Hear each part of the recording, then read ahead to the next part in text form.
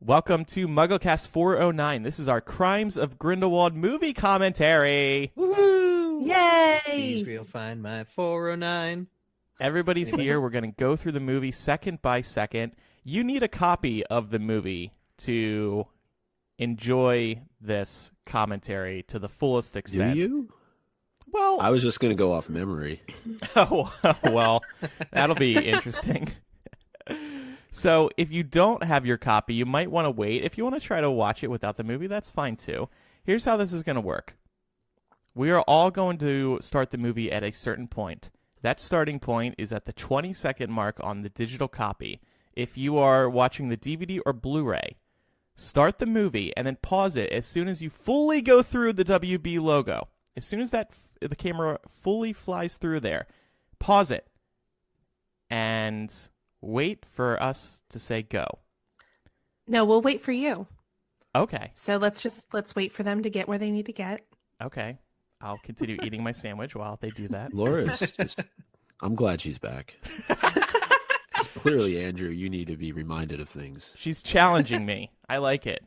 On a Sunday morning when we've rolled the clocks forward and we're all tired I'm fine. and double fisting Dunkin' Donuts. Okay. Yeah, for everyone at home, Andrew and I went out and got multiple Dunkin' Donuts coffees for this. Or at least I did. You know what's funny? I saw your text, Andrew, where it was like a coupon code, but it was a picture and not a coupon code. So it was a picture of your coupon code. It was a notification. Why don't we start the commentary? Then we can talk about this. All right. We're Because going to be here for a while. I thought you were sharing a coupon. No, I'm sorry. Very generous. Oh, no. I apologize for the confusion. All right. So, on the count of three, on three, let's all press play. Okay. 1, 2, 3. Okay. I love this Wizarding World logo with the books and the wands. This is it's the first brilliant. movie with with this new logo, isn't it? Yeah. Eric It's just really jumped right in. I know. We're wasting no time. I had something to say. Isn't that not a cool logo? Yeah. Duncan was offering double the DD points this morning on coffees because of the jump forward with the clocks. So at least there was. Here we Now, go, here's the American. first point of contention. I know we've talked about Yeah. referring to it as the American Ministry of Magic Yeah. Yeah.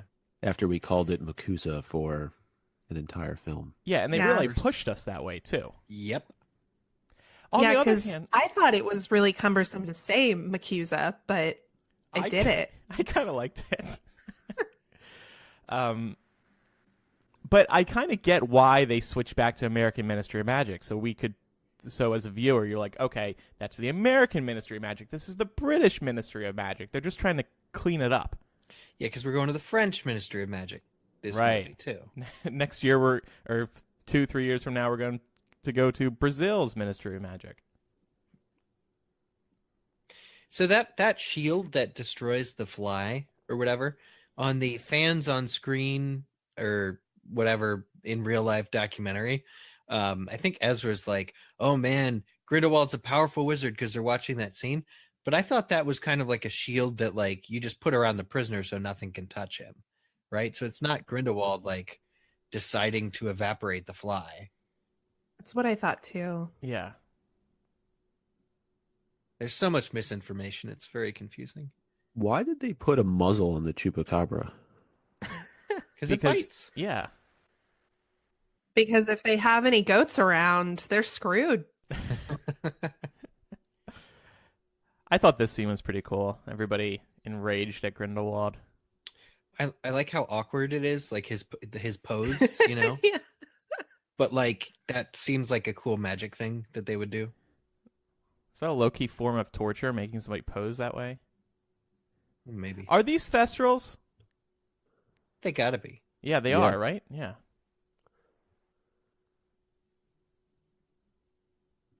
They almost look like robots. I'm glad Serafina didn't have to die for Grindelwald to escape. I know that we had talked previously about, you know, her time at MACUSA is coming up. She's only president until I think 1929. I easily saw her as being like a casualty to, like Grindelwald would have to go through her to get out. Certainly, she would die first before Lita. Yeah. And you have to think that she will have a role in the next movie. Yeah. Since we'll at least be seeing more of Ilvermorny. And Eulalie Hicks. This is what it looks like outside my window right now, too. Oh, yeah? More like outside Kevin's window, right? I don't get it. Are you at Kevin's? He's on No, Manhattan. I'm not. And I don't get it either. they're in Manhattan. Oh. And Mike is not. Oh, I get it. Yeah, I forgot that we're looking at them in New York right now. God.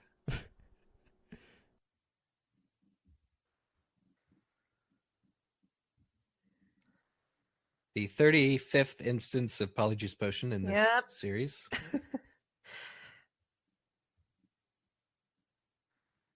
And so convenient. He's too cool for Polyjuice. He just shifts back. I would like the Polyjuice stuff to stop happening. Because, as you say, Laura, convenient. I have to say, as an action sequence, this rocks. Yeah, it was a pretty big way to start the movie. Mm-hmm. Well, I like how the wand burns and then Grindelwald's just like, hey, what's up? Surprise. Sucks for you. You got the muzzle off the chupacabra. Johnny Depp has definitely been bringing some quirky Johnny Depp to this role. I wonder if that was at the direction of J.K. Rowling or just him putting his own spin on it. I assume the latter. You know, usually I hate the quirky Johnny Depp. Here it works. Everything about Grindelwald in this movie works for me. Yeah, I still maintain that even though Johnny Depp is human garbage, he was one of the better parts of this movie. Yeah. I mean, look, he's a good actor. You can't deny it. He plays Grindelwald with like a purpose, with a focus. This was cool. In the making of documentary for this movie, for this scene, it just showed that they're like, the water is all CGI. So they're making faces like they're holding their breath, but they're not actually having to hold their breath. How far we've come from the days when they would throw Dan Radcliffe into a big water tank. I know. I remember that was a big deal for Goblet of Fire when he was doing those underwater scenes. Yeah, you're right. Yeah. Yeah, none of that water is real. And going back to your point about Johnny Depp, he was the one who came up with the idea to give Grindelwald that kind of bionic eye. Yeah. Oh, really? Yeah. And I wonder what purpose that serves.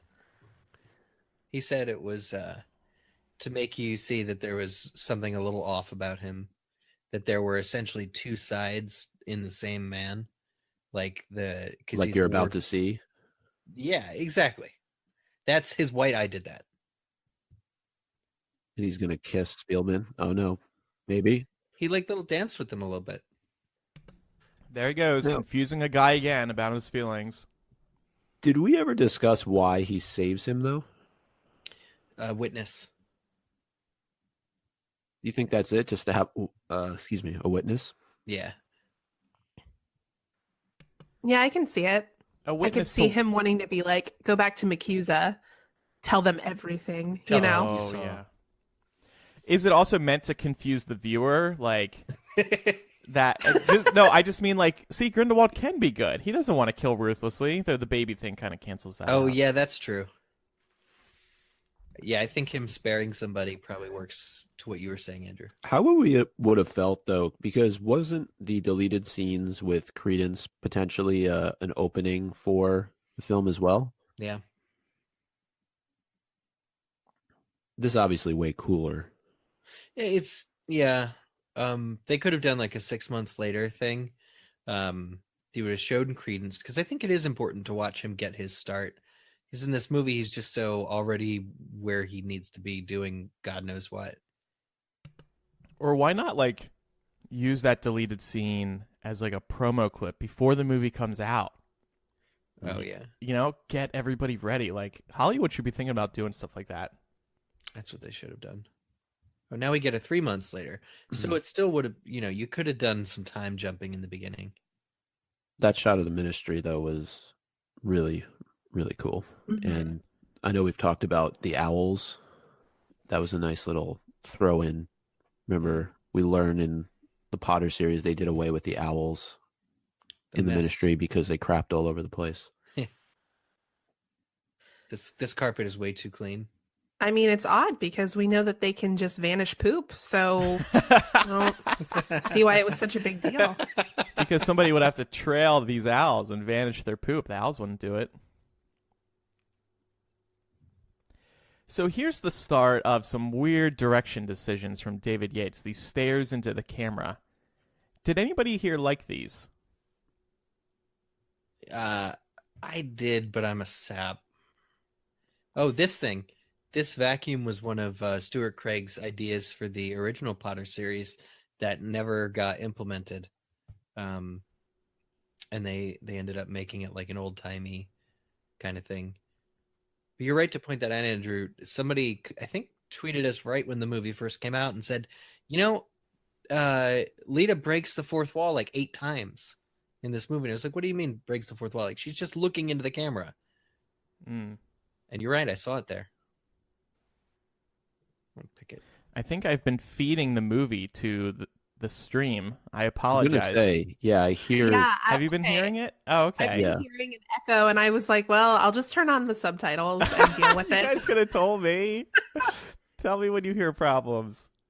All right, well, it's off now. I'll have to probably work around that in my audio. WB's knocking on my door now. Stop streaming the movie online.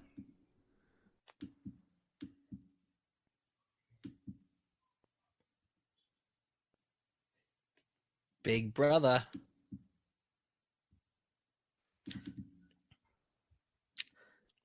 So I think Theseus looks like an upper class twit. Seriously, I don't get it. I don't get what Lita sees in him. Looks like or acts like? Both. But even just that scene where he just walked up, I was like, oh. I think he means well. I think like his brother, he's probably got a big heart.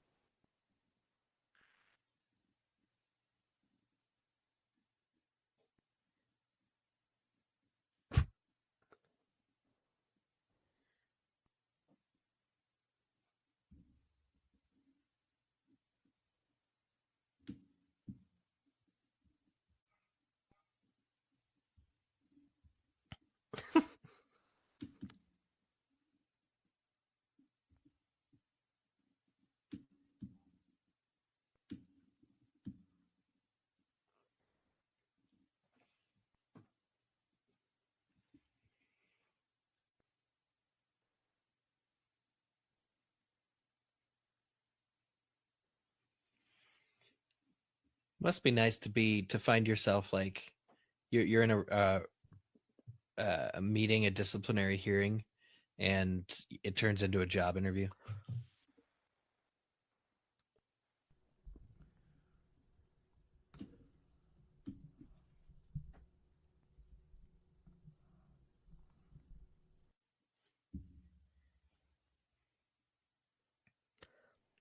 I like that word choice. Which? Seductive.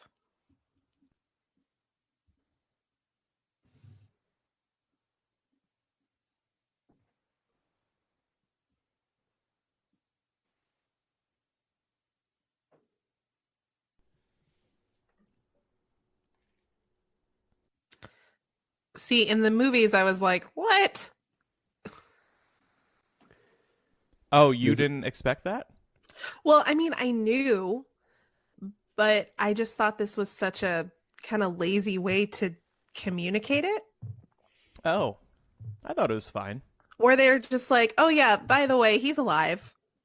I'll never not hate the where he's just like sinking under the table kind of view, that view shot of the whether it's so freaking weird, and they use it like 5 more times in this film.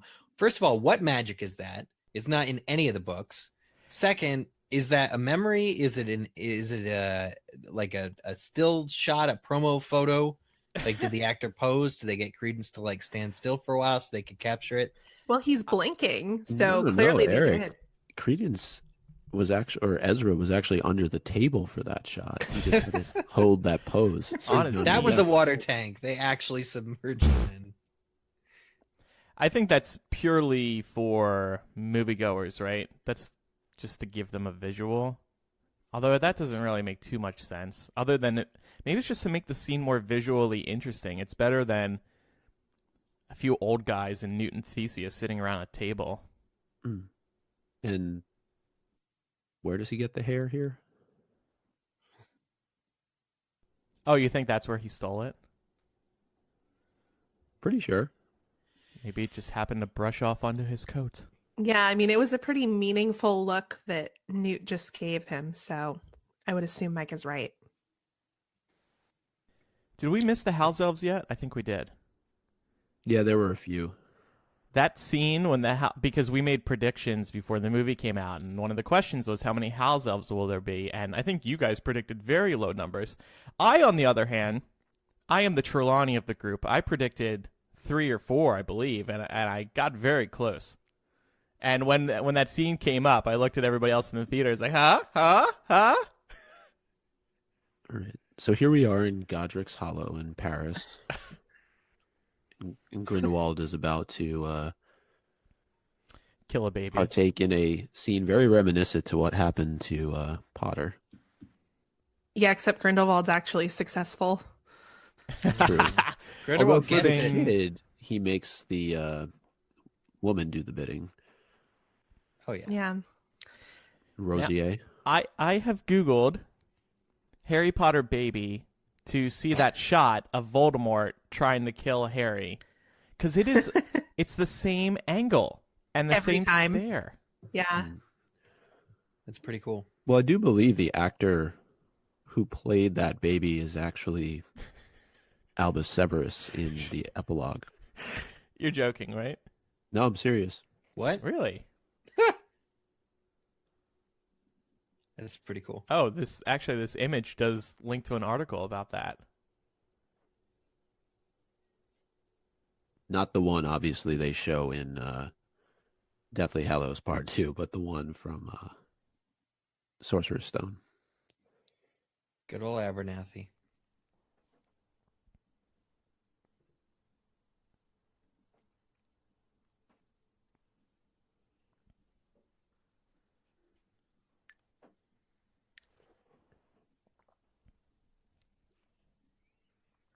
So why does Grindelwald do this? Yeah, this is just rude. Well,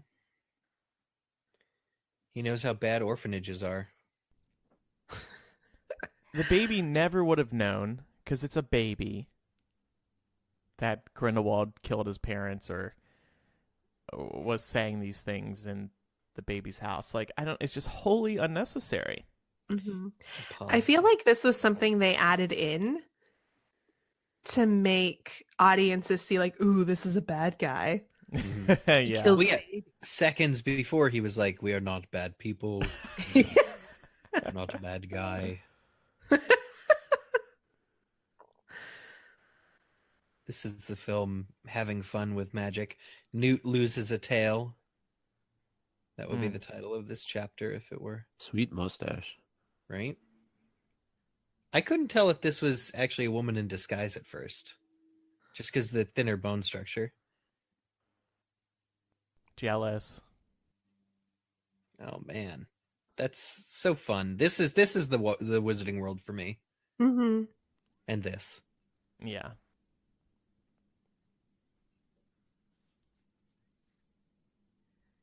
So Dumbledore's getting good use out of the invisibility cloak? No. That's not the cloak, right? You're just kidding. No, it's not. Yeah. It's just a disembodied glove. Let's meet on Which the roof. is also a port key. It's a very versatile glove.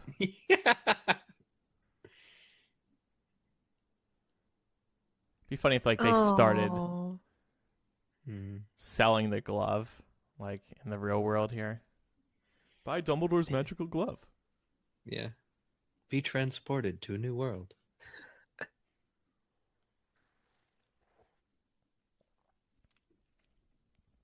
Around here, of course, is where that deleted scene would have went in, where Yeah. Newt asks, "Why did you send me to America?" Would have come in handy. Someone pointed out that this could be a reference to the London fog, which was a real historical incident that year. Of just like low-hanging fog that obstructed people. Could be Dumbledore's fault. I googled London fog, but I think it happened in 1952. There were a couple of instances. The most Okay. famous one was in the 20s, actually. But yeah, That's an important scene, though, because it's the first and I think only mention we get of a phoenix coming to the Dumbledore family. yeah.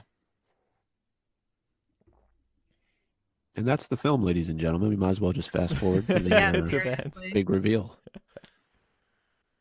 No shrunken heads on this bus. It's like, but I know he's actually my brother. I know it's just Well, so none that's of this the question. Does Dumbledore know?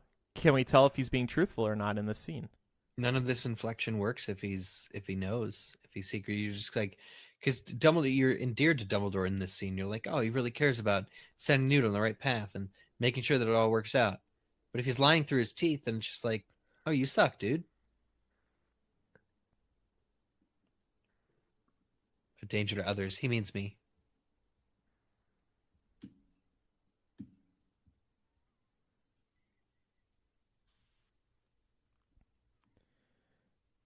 I just can't see why Grindelwald would want Credence so bad if he wasn't a Dumbledore. So that's why I think he's telling the truth. Maybe he wants him so Grindelwald can't have him because Grindelwald would use him for bad ends. And he is a weapon.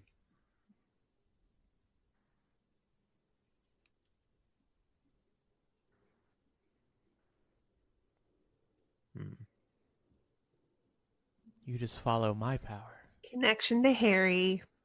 Yeah. Also, that's the first time Dumbledore admits affection. He was withholding that essentially before. And then when Newt said no, he's like, you know why I like you so much?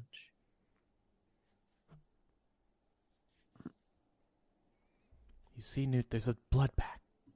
And I need a Niffler to get it back.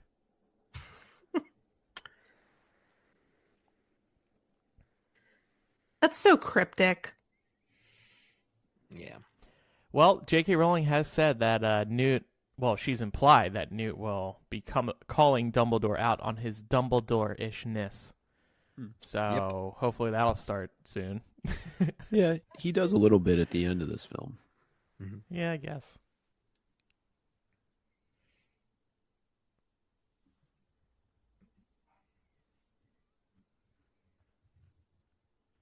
He's like, hello? Remember Pickett's me? world just got turned upside down.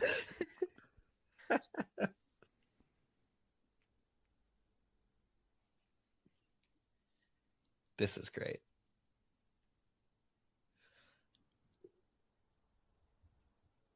Good way to announce the Niffler.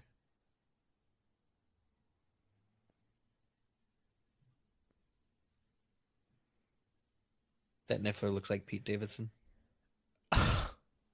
I wish I was as taken with Nifflers as everybody else is. But I guess the baby ones are cute, but the regular size ones are just not appealing to me. You know, if we really wanted to get nerdy and into science here, that Niffler that's on the scale, when it takes the gold and puts it into its pouch, it doesn't lose weight, which shows that they don't have like the same density. So like their density can increase. So a Niffler that's, taken tons of gold should weigh as much as that gold and therefore be impossible to lift. There's your shot of the Obscurus, Yep. at least Oh, living quarters. my favorite character. Plenty. She does so much in this movie, guys. I'm really glad that they gave her screen time. You know Well, what's weird, Laura? I don't think she needed to have more to do. She's Yeah. just an assistant in Newt's home. She's there to answer the question, what happens to all the beasts that Newt is supposed to be taking care of when he's off being an action hero? I guess. They just met each other a month before, according to the special features of this DVD, at Newt's book signing. So they look like they have this lived-in relationship. I feel like they're very comfortable around each other, especially Newt is like comfortable just instructing her, giving her a set of rules and then she does it. But they just met at his book signing. She was a big fan of his book.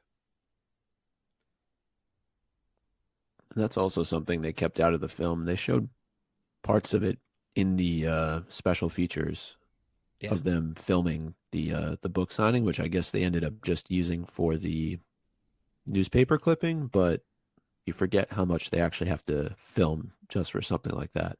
Right. I was going to say, I don't think that was ever supposed to be a scene, but I remember speculating a long time ago that Tina, Queenie, and Jacob would come over to London or Paris by way of Newt's book signing. Like, oh, he's having a launch party. Let's go over there, help him celebrate.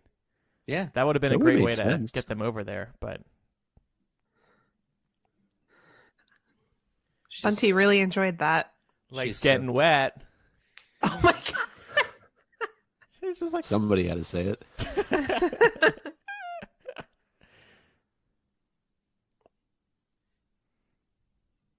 It is a cool twist of expectations that that wasn't young Newt swimming with a Kelpie at Hogwarts, like I thought it was from the trailer. It does remind you of a couple of scenes of Harry riding creatures. Yeah. Also, Kelpie is a real mythical creature too, which is kind of cool, seeing that brought back to life. And the 5th time Newt tells her to go home. Will she finally go home? Oh, damn, he didn't get naked. I also really think like- it's funny how he dries himself off but leaves her there standing soaking wet. Leave me alone. So maybe they don't have as great of a relationship, Eric. Eric was touting how close they are, but there's some tension there. That's such a New York greeting. Is It it? really is. Yeah, no, it definitely is.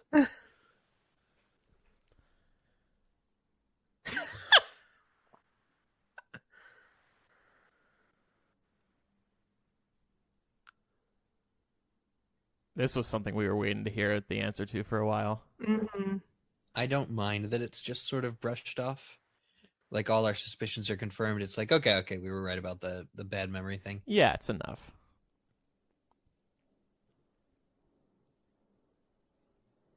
They do look happy. Too bad it's a lie.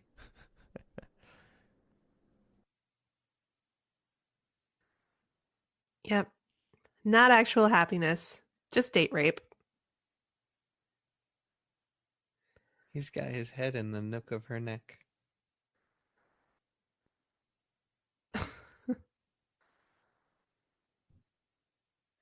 I do love how Newt is not afraid to call her out on her shit the same way he calls Dumbledore out. Like, he sees something's amiss and it doesn't matter what their relationship is, he's going to call her on it.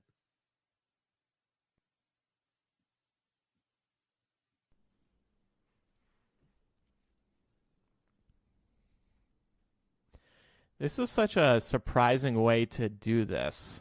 Mm-hmm. To shove a... I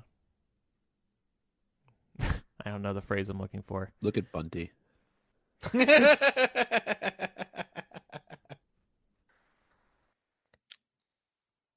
This whole thing bothered me so much. Which? The thing about Tina thinking that he's engaged to Lita because of some stupid magazine. Don't women believe everything they read in the paper? I feel like that's what is being implied here, as though they have no way of communicating with each other to confirm or deny details. It's very strange. Yeah. It was a different time, though, when there weren't phones and whatnot. Yeah, but they have you write a letter. magic. Yeah, I know. By the way, did you notice that was a glass of butterbeer? Oh, was it? Yeah. You can see the label on it.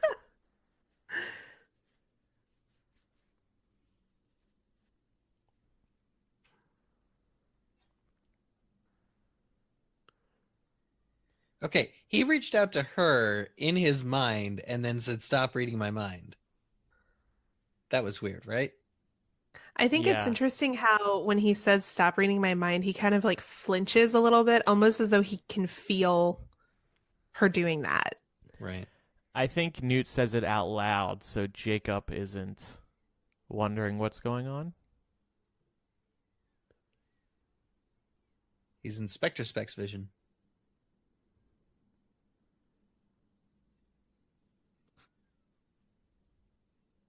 Oh, blah, blah, blah. Dan Fogler continues to do the Lord's work of acting. Yeah. The lion's share. That is not the answer you want to hear. Bum, bum, bum, bum.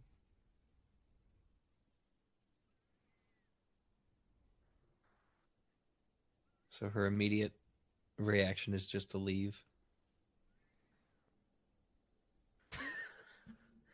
It's a funny line.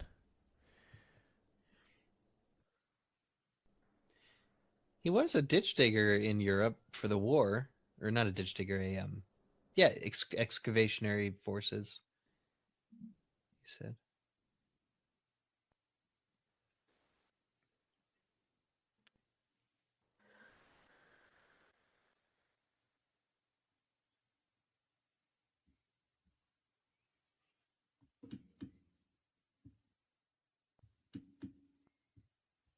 Forbidden love. Mm-hmm.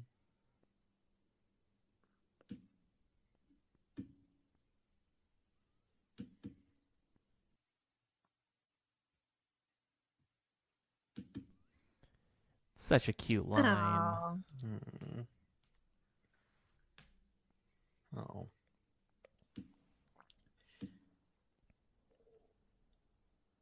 Right?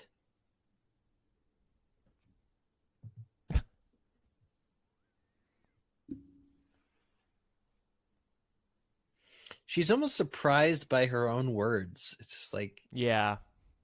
She's kind of just Interesting. like throwing them out there, and maybe he's nervous about how they'll be taken. but does that mean she never pre-planned the eventual discussion that was going to happen when he snapped to his senses? It's just very unqueenie-like.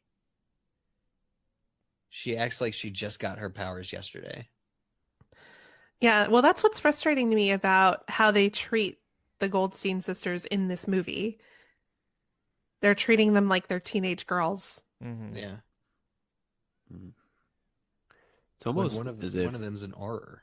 you want there to be at least a flashback or sequence in the next film that shows you why Queenie is doing the things she's doing, because not that it's out of character, we don't know her all that well outside of one film, but it does seem like she is not herself.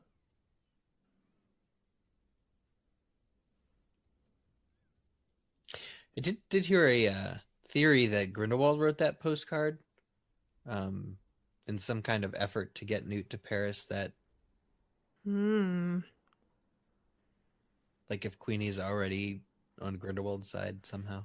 That's the animal, the augury, Yeah. is it? Mhm. Yeah, that whose cry foretells death, but he doesn't really Goofy. cry, so I guess Jacob's okay. I could have sworn in like a trailer or something he made a bigger noise. I think that's right. A And fantastic very- beast prop was in the background in that last shot with the augury, and I Right. think it was of his book opening, Mm. his book release party. I don't think that the augury, I don't know, he kind of looks like a Muppet. He does look goofy, doesn't he? I think they're trying to Disney-fy him a little bit. Because, like, in all seriousness, they want to make these creatures attractive looking so that you might want to buy a stuffed one at the theme parks or True. elsewhere. I do That's- like the extended scene, though, that they didn't include, where you get to see a little bit more of Newt's basement. And Yeah. Laura, to your point, he drives off Jacob, Yeah, and not Bunty. not Bunty. She's not worth being dried off, He wants her apparently. wet. I will say, like, Or doesn't care. Delphi Diggory, or Delphi Voldemort's daughter, goes by the augury. Auguries are quirky and Muppet-like. It doesn't add up. Especially, doesn't she have a tattoo? Yeah, that doesn't strike fear. The augury is definitely more sinister in Cursed Child, isn't it? Yeah. And Whereas that here came it's first. just a goofball. Yeah. Oh, it was a Zoo-woo firework. I never caught that before.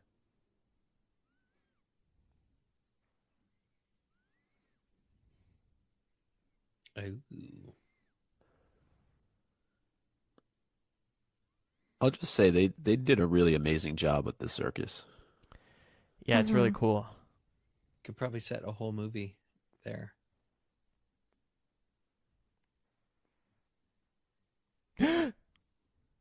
What would have happened if they didn't reveal that in advance?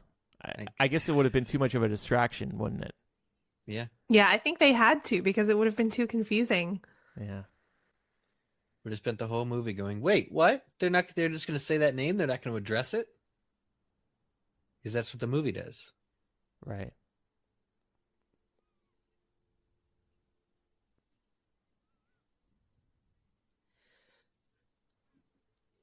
Oh, yeah, so they've been cuddling at the circus, too. So, how did he get that name? What, Skender? Probably born with it. No. When Credence says, I want to go meet her, or whatever he just said. I don't know. Oh, that little note that he got? Yeah. I think it came from Grindelwald. Oh, right.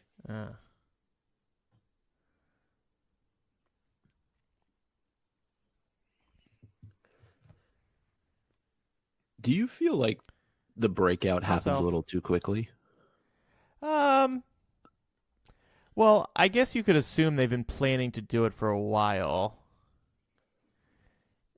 And haven't they been with the circus for like 3 months now? Because if Credence joined the circus at the very beginning of the movie when he was heading over to Like, Europe. it's your favorite character. What? Yusuf. But that's also why I thought that having the conversations with Credence and Skender and then Tina and Skender, they were deleted scenes, right? Right. At least would have added to why Tina's here, Yeah. why Credence is here. Mm-hmm.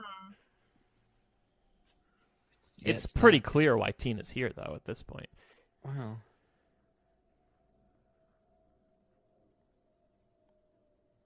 I love the fake fire. That's well done shot.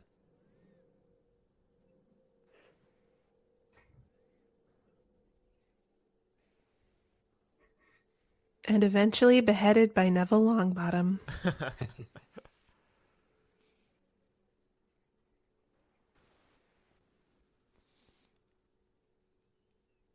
Her bite not yet fatal. Now, I actually thought that was going to be the end of Skender. It wouldn't have felt earned though, because you don't actually understand. You kind of get he's a bad guy, but if they had just spent 5 more minutes showing Nagini and Credence's journey with the circus, it would have been a bigger payoff to kill him. Is Skender really a bad guy, though? Yeah, he's a slave owner, more or less. He's a circus man. Yeah. Yeah, but I mean, he's trapping his oddities. Yeah. Just And like I the have, real oh, there's a Pinky house Barney. elf. Yep. I mean, Credence wanted to join the circus. I guess not. He's not an act, but Yeah.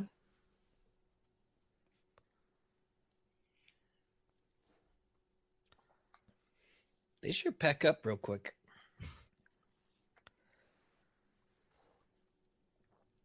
Barnum and Bailey packs up pretty quick like that too. R.I.P. I believe they just ended their circus run. Mm-hmm. People don't like circuses anymore.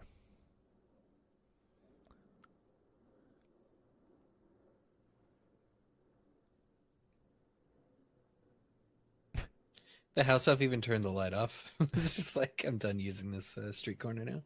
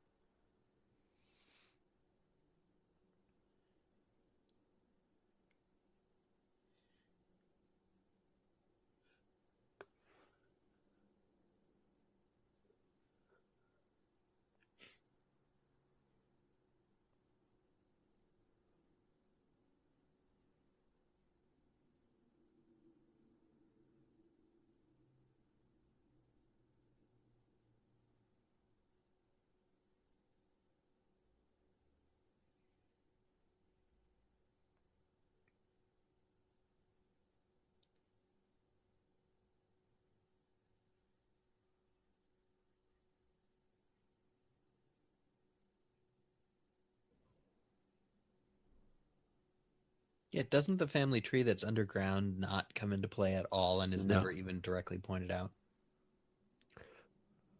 But see, Brush your teeth, man. That's nasty.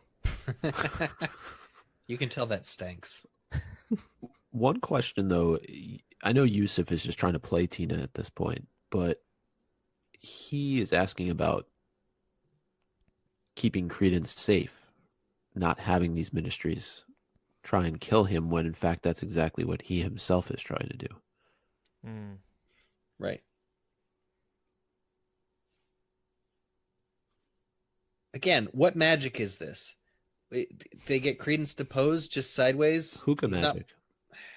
Okay, well, first of all, that's called movie making. It doesn't matter how they got him to pose. They've never seen that before, and it's used so stupidly. You could actually just show it. I agree with that.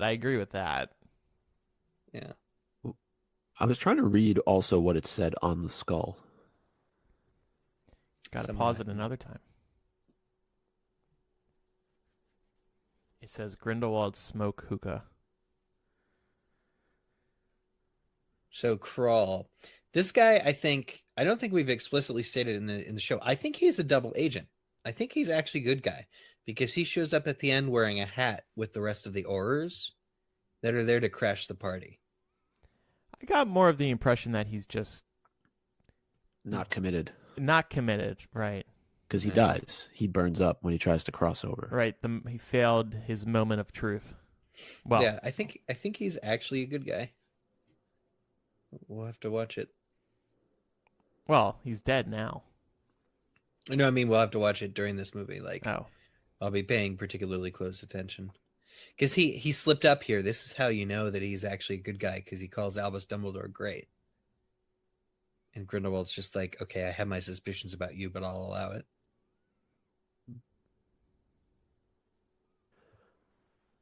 But right here, is that the part of Grindelwald that can foresee the future, where he asks him the question about, will you be there with us? Probably the blue eye side of him.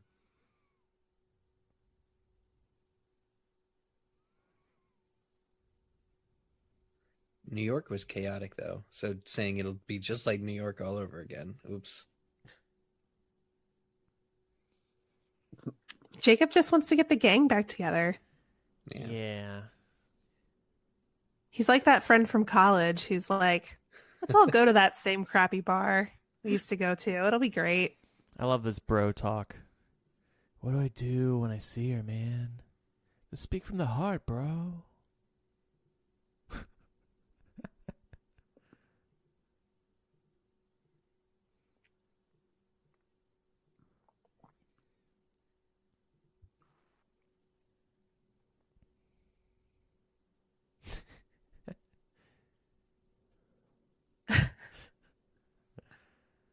Jacob's like the real older brother Newt never had. Mm-hmm. Wingman.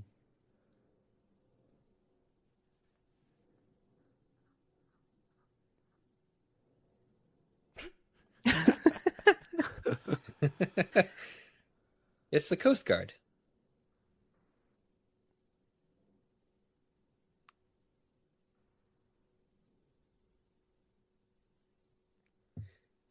Portkey Tout, the subtitles say.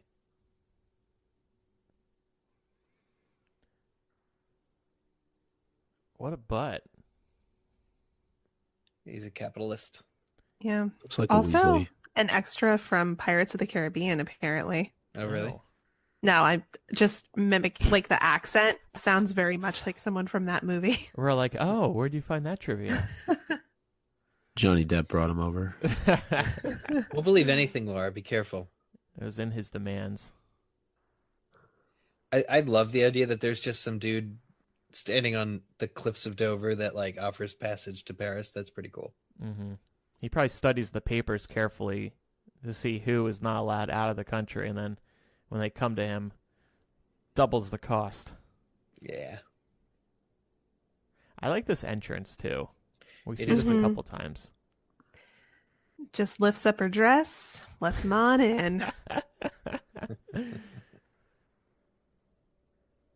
She's very ladylike about it, though. So Yeah, it's gotta nice. give Meanwhile, that to her. Her top is exposed. All right, so let's talk about what magic is going on here. This is weird. So he blows out of his wands. These gold sparks come out, and he can see the history of people he knows. It must only be people he knows, right? No, it's a recreation of time itself, right? So it's like, How did he get to that time? How do you pick the perfect time to see all this happening? you don't. Like, this is a movie. This is why it doesn't work. The Kappa, he didn't know the Kappa was there before. But how do you know what I'm saying isn't correct? That his magical gold dust doesn't only show his friends. Because I think it's picking up on the remnants, like the traces, right? So he's following footprints. He's following, like, he's able to tell that there's a Zulu there. He had no idea. Like, he's not friends with the Zulu. Newt would probably tell you he is. What draws him immediately, though, to just perform this spell in this street? Right, exactly. That's why I'm like, this is way too convenient. So, like, what is J.K. Rowling's explanation for this? Yeah. magic? Well, and I'm also confused about how he's able to use Revelio for showing something in the past. I didn't think that's how that spell worked.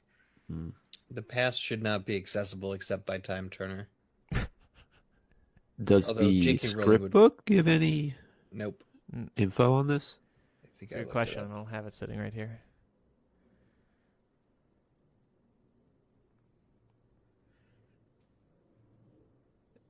And it seemed like people can see what he's doing, right? And he doesn't know use of comma. And that feather was probably not there a moment ago. And that's how Newt got avian flu. And that feather is Yusuf's. Follow the feather. But also, like, what is this magic that's like the feather is leading them to Yusuf? Well, because that was in his hat, right? Yeah, but how does that work, though? Okay, so you know how in Slughorn's house in Half-Blood Prince, when they hit Reparo and the chandelier comes back, everything except that one little piece, and then it's under Harry's foot, and then it returns to the chandelier. It's like that. Okay. The feather has to return. We don't know for sure, but that's a good parallel. Yeah, the feather has to return to Yusuf. He's done Reparo on Yusuf's hat.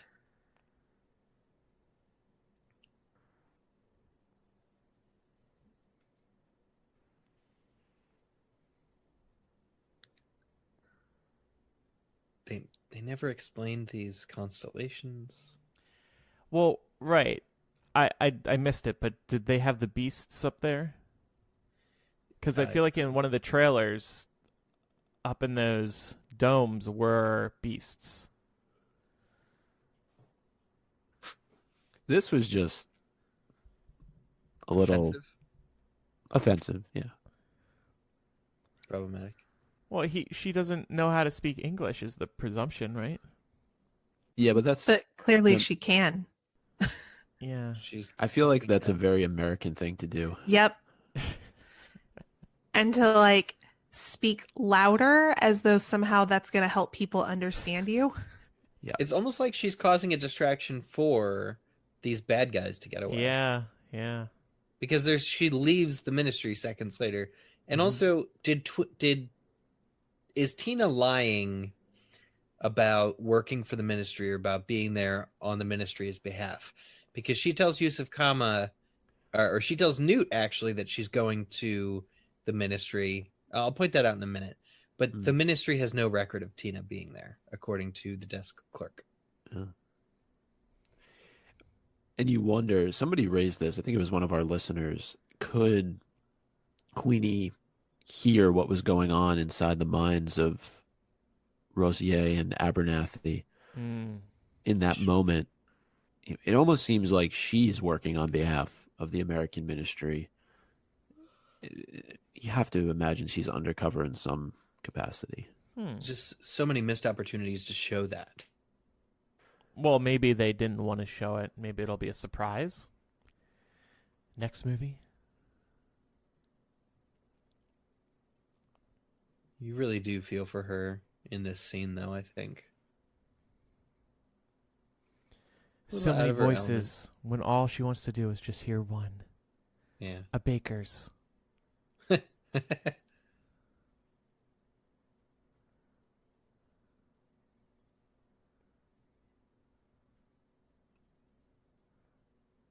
Her umbrella color matches her coat.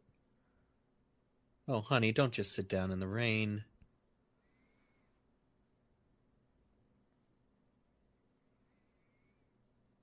Yeah, but they have to have a poignant shot of her crying in the rain.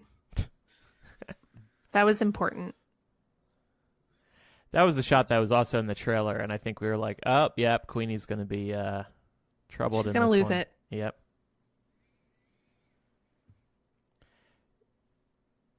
So she just happened upon Queenie. That's another one of these things that's like,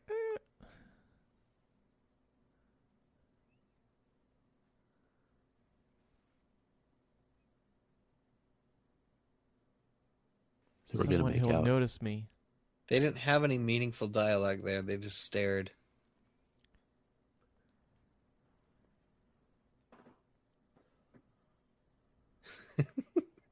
There's more than one deleted scene of. There's a lot of birds in this market. Oh yeah, There's a lot of birds in this movie. Koreans and Nagini are just stealing shit, I hate that stealing guy. bread.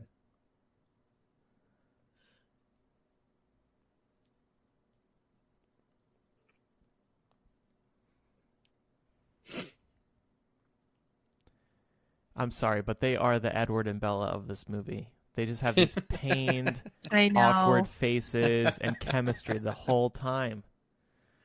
Maybe that's why they cut the scenes. No. They're like, man, this chemistry is not jiving. Why it suffers is just there's no dialogue to explain what their motivations are. It's a problem Well, with writing. Credence wants to know who I am. And This is not the actor's fault at all. no. This is like the Bonnie Wright theory. I don't think Bonnie Wright's a bad actress. I think they gave her nothing to work with.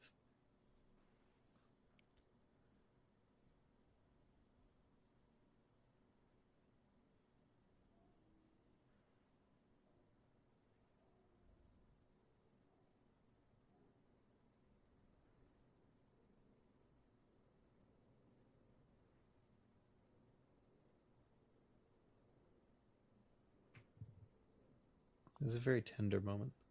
Mm-hmm.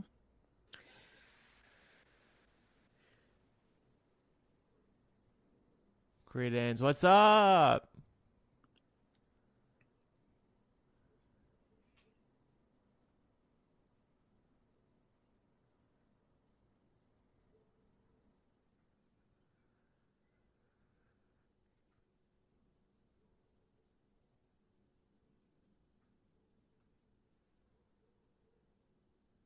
Oh.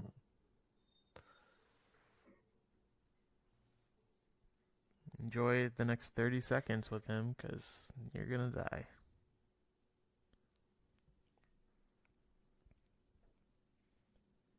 Because you have a really bad haircut. Okay, can you do this to any wall? Can you just like morph in? And what does it look like in the wall? Yeah, I don't Like like what- that. What's the world like from in there? And is he like closer to outdoors right now? Like when he went through the window just there, is he like in some kind of netherworld outdoors, alternate universe thing?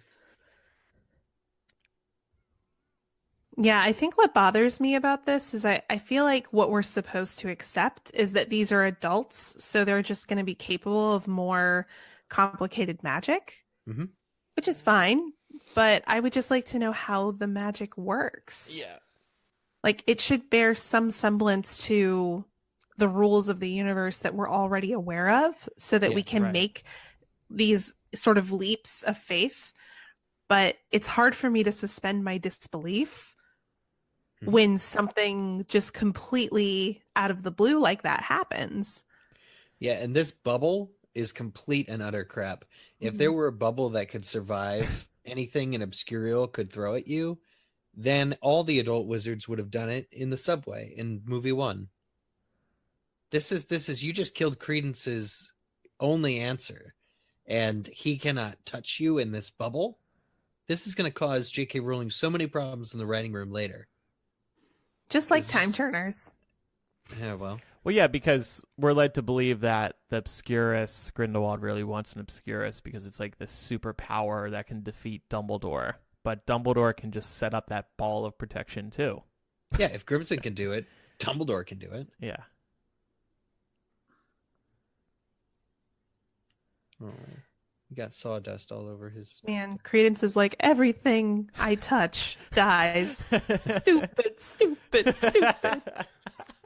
But come, hold me closer, Nagini. Hold me closer. And Nagini's like, damn, I love this man. He's so troubled. I love it. At least we got one linking scene where they kind of tried to explain what's going on here. Like, Grimson's motivations are laid clear. Mm-hmm. The Irma lady who's the only person who could tell Credence the truth, was eliminated. But did she know the truth because of the baby swap? Yeah, maybe not. It would have been a truth that us as a viewer would be interested in, and Credence would, of course, be interested in it at the time until he finds out all that info at the end of the movie. So if he is really a Dumbledore and not Corvus Lestrange, who Irma would have told him he was, right? Then why did they need to eliminate Irma? Because she would have told him something that could have been proven wrong still by Lita's testimony. Like, there's no reason to go out of your way, become assigned to this mission on the behalf of the Ministry to covertly kill this woman if you could just overrule her testimony anyway. Grimson doesn't know what, Credence's true identity. Grindelwald hasn't told him, I don't think. And they just want to start teaching, or they just want to get in the way of whatever Credence is doing, so he has to go to Grindelwald? I think that's right. Grindelwald knows all about Lita. So is he planning to involve her? Like, what are Grindelwald's plans for Lita right now? I just think Andrew was... It's just to direct him towards Grindelwald. So yeah, exactly. He's sending him on a wild goose chase, essentially. Because right now, Credence doesn't know that note initially came from Grindelwald to go to Irma. So he wants to make him desperate. Yep. Reunited and it feels so good. Thank you for my feather.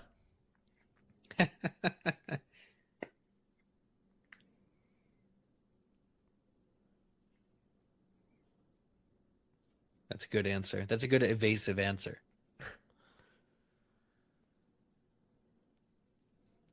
Why is he all covered in grime and... Because he was just in a sewer. Yeah.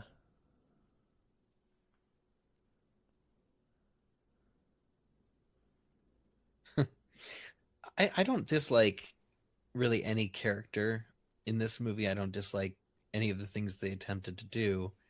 I think it's unfortunate they didn't work. Like the character with Yusuf Kama, like I like the way he dodges questions, the way he like allows himself to kind of be brought on when in fact he's trapping them.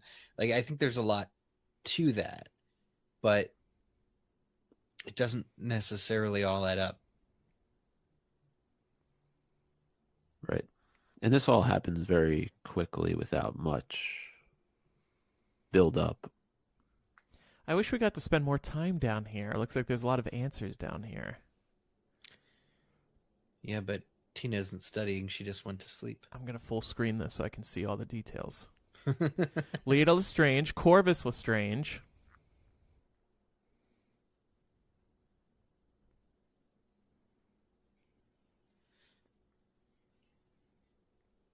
Don't kill him. Why? We've also spoken about this before. This thing that's in his eye. Like, why has that existed? Is it just for this? So that they could break themselves out when he passes out? Yeah.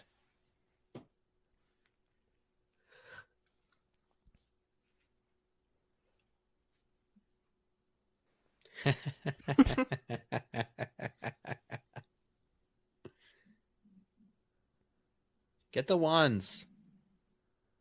Seriously, they're just going to leave the wands on the ground. I'm more surprised that... Oh, let's see what happens next. Oh, okay, yeah.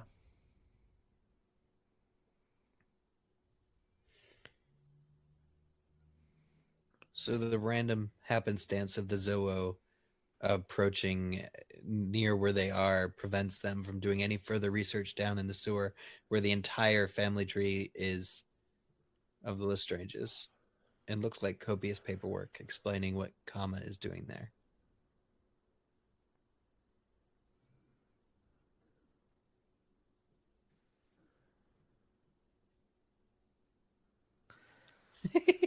I like how the zoo is like a cat. Just Newt's got such a funny pose, too, with how he calms them.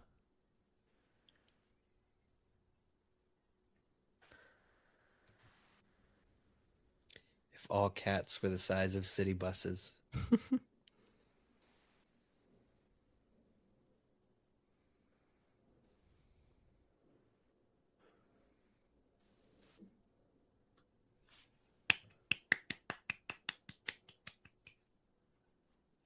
Yeah, for real. I mean, nobody's appreciative at all. Nope. They're not like, thank you, you just saved the city.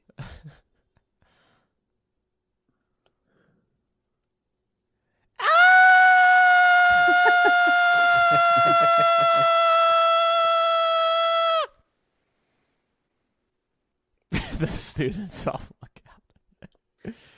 Visitors? We don't get visitors. Nobody likes us here. no, those students are like, but wait, you can't apparate here. So I've heard a couple things on that. I think it's because they're not within Hogwarts. That's okay. It seems like a convenient loophole. But like they didn't need to do that. They could have gone to Hogwarts any other way too. So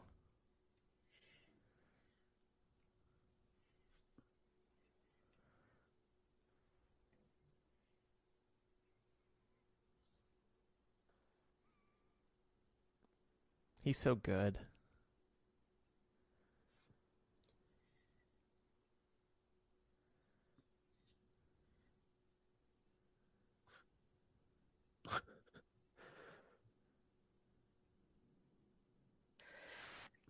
I gotta say, Minerva looks really good for being 5. I think she's -5, isn't she? Something like that. Somewhere in that range. 1934 or 1930. You know what's funny though? Did you guys see Captain Marvel yet? Yeah. Oh, yeah. Jude Law's character in Captain Marvel, his number 1 lieutenant besides Captain Marvel, is a woman named Minerva. Yes. I brought this up to Pat too, and because it's Jude Law, you're like thinking it's Minerva McGonagall. He's like, "Hey, Minerva, go do this." He says it at least 5 times too. Uh-huh.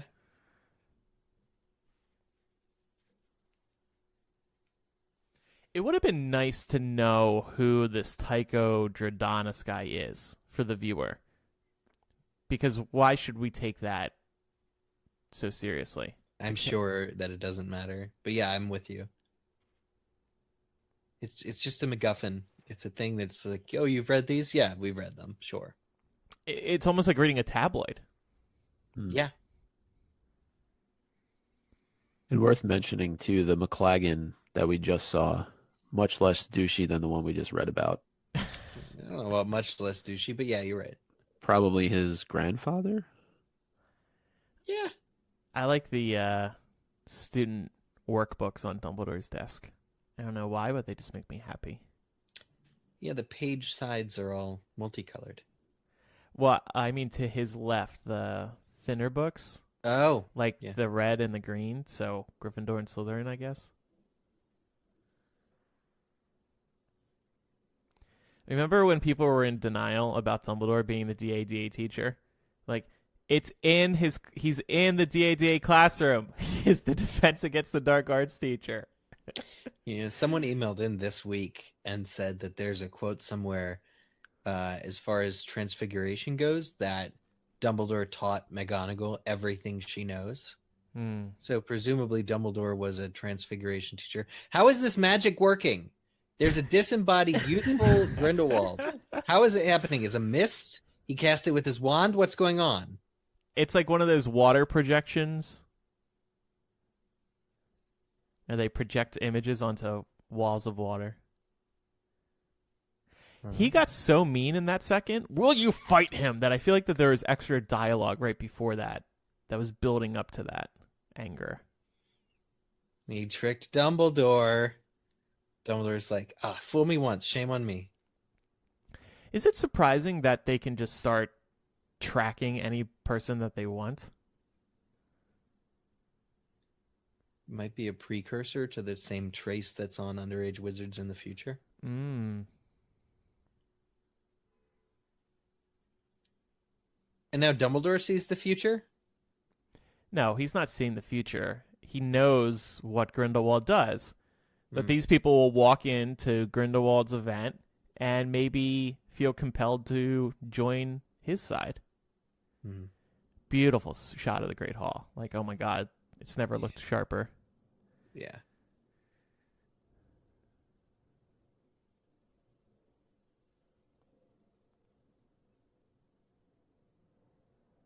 Now, look carefully when she opens this desk.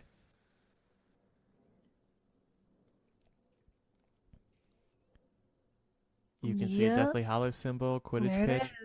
MN for MuggleNet.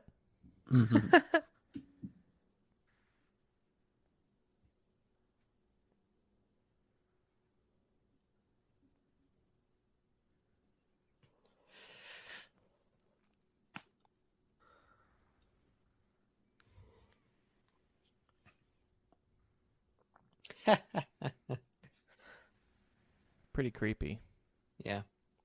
Yeah, I do find this odd. Like, why are they chasing her?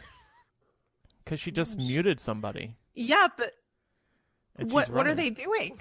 There's like 50 kids chasing her. They all hate her.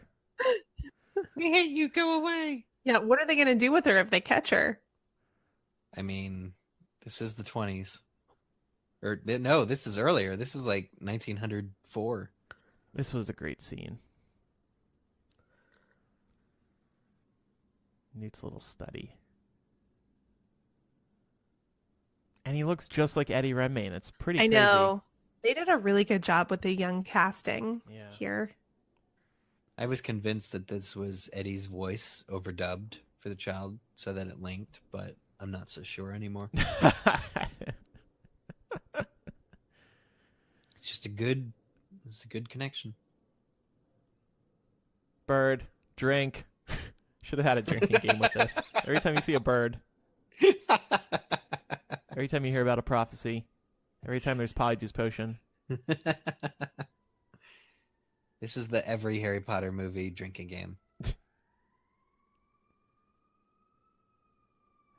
was one of the first scenes we saw from Crimes of Grindelwald, I think. I know they showed it to media very early. No, we were all jealous.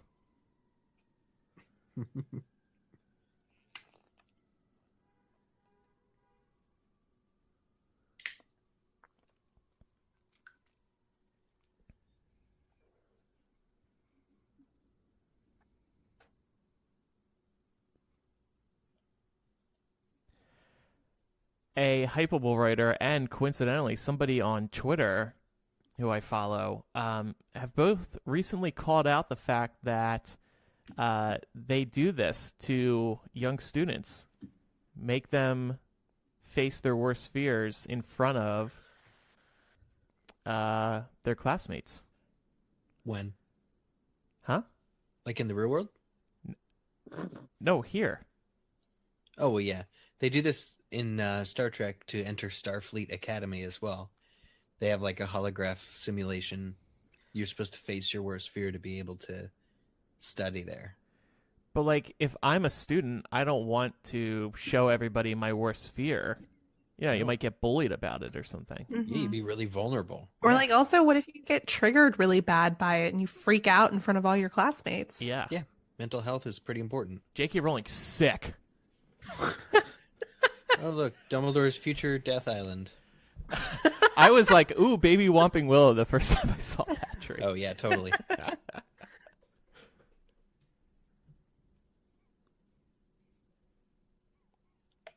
Wand quality wood.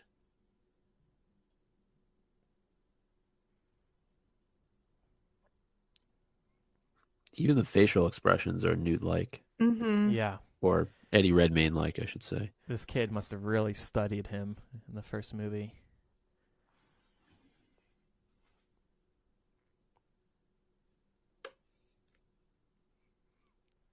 MN. Newt and Lita are goals. Get out of here, Theseus. How did he find her? Marauder's map. It doesn't exist yet unless there's time travel. This is a great scene. Yeah. An important scene, I probably. agree.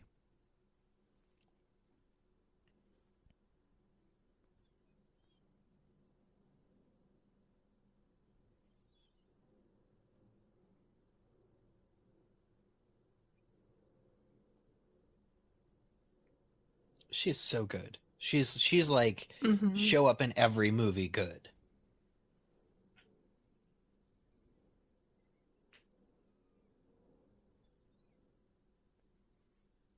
But his sister's not really dead. His sister's Credence.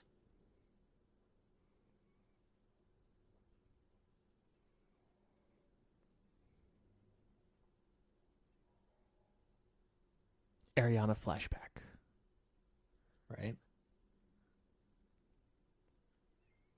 I wonder who's going to play young Aberforth. Robbie Coltrane. I like how it says, I'm told confession is a great weight lifted. I've never experienced that myself. But from what I hear, it's good.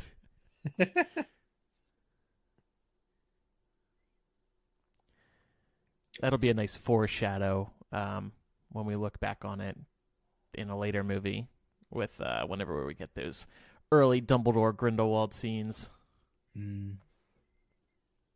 Persistent tea kettle. Do we think there's something in the tea? Yeah, it's a big question, isn't it? I would say so. We're in She was Grindelwald's already- place. She was already on this path before the tea, though. Yeah. But clearly he hasn't changed things up too much. There's a rocking horse that's still in the living room. Sometimes he puts the dead kid on it, pushes it back and forth. Oh my god. I think the children's things are meant to put her at ease because her boss is not explicitly stated to be Grindelwald until now.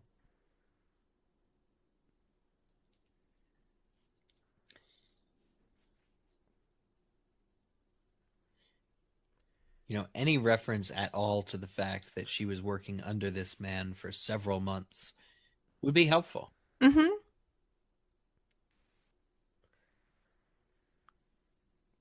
It's still weird to me to see Grindelwald just like hanging out in a house with other people, because you think back to Voldemort, like there were very rarely scenes like this. Yeah. He would be hanging out with other Death Eaters, but he wouldn't be like hanging out on the street or in the house with somebody like Queenie. Yeah, it's kind of refreshing. It is. There must be something in the tea because I don't think she'd let him hold her wand. Well, Yeah. I mean, I think we're led to believe that she's already teetering on the edge anyway, so I would buy it if there were something in the tea to just kind of push her over the edge. but is there anything more powerful than love? and she wants to marry Jacob and tell the world. Maybe that's all she needs. Mirror's in the same room it's going to be in for 70 years. Till Harry screws everything up. Maybe it's bolted in there.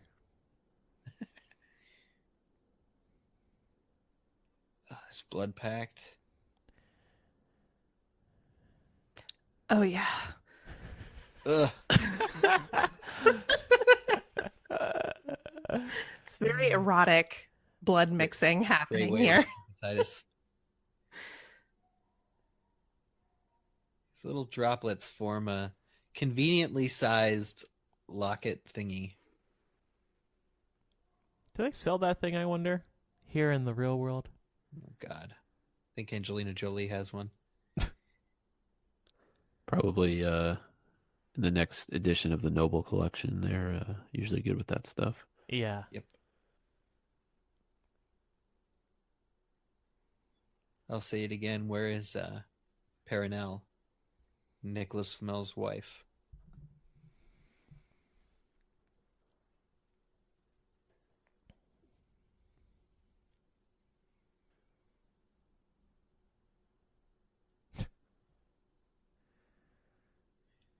All the subtlety of a blunt axe.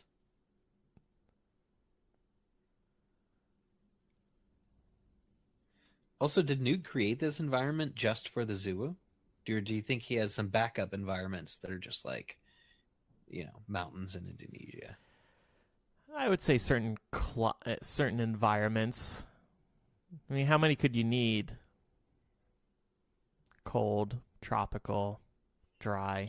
Yeah, that's true. Water.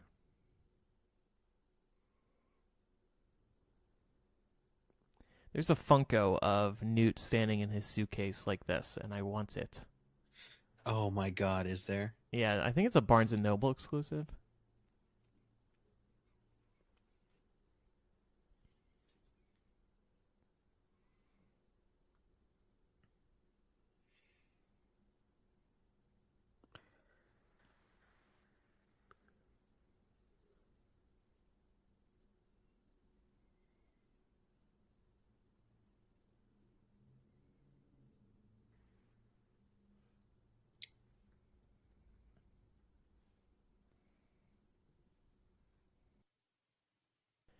I'm wondering why Dumbledore and Grindelwald didn't do an unbreakable vow versus a blood pact.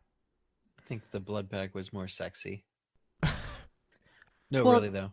Do we know that? So could it be that there's a difference in the outcome? Like maybe a blood pact just doesn't allow them to go against each other, whereas with an unbreakable vow, one could die. Mm. And I guess do you need a third person for the unbreakable vow? To administer it? I mean, based on what we've seen in the Potter books, yes. Yeah. You need like a witness. So maybe that's a factor. What does Jacob do with that parasite? Seriously.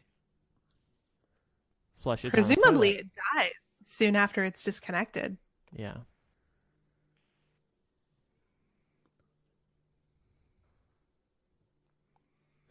Okay, so she says she's going back to the ministry. We know the French ministry has never heard of her. So where's she going? Do you think Grindelwald could be behind that? I wonder. But in what way? Well, the receptionist Mm. maybe was confunded. I don't know, making it up. Well, then they don't need to break in if she's confunded. The bad guys like the Abernathy and them. Well, there's other people in the ministry besides this receptionist. Yeah.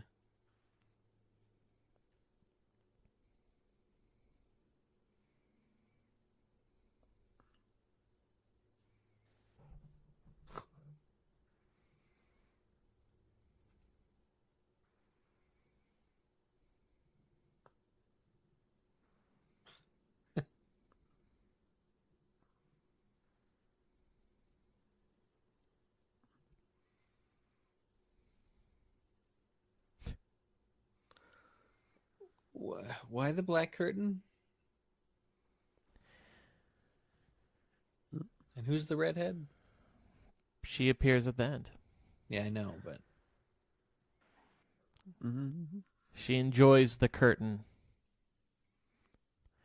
That's a curtain I can support.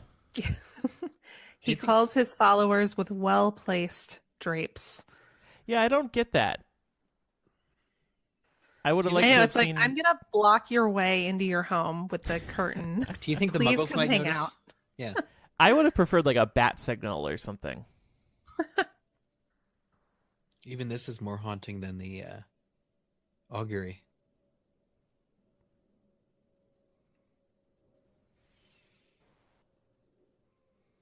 The Muggles just be driving around like nothing just happened. I mean, I suppose they can't see it. That would be weird.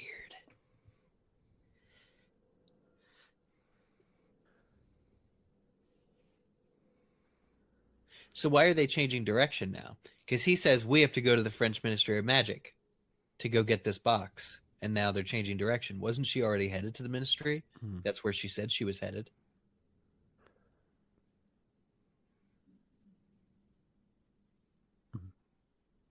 Bird. Drink.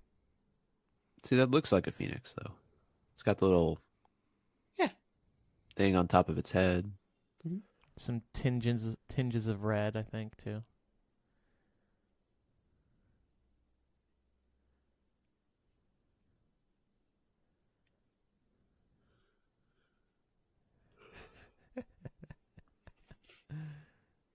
Dumbledore's love.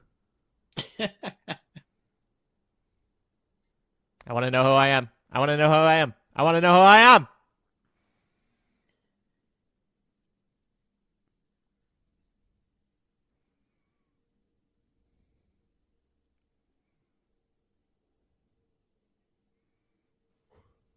Man, Grindelwald in these notes.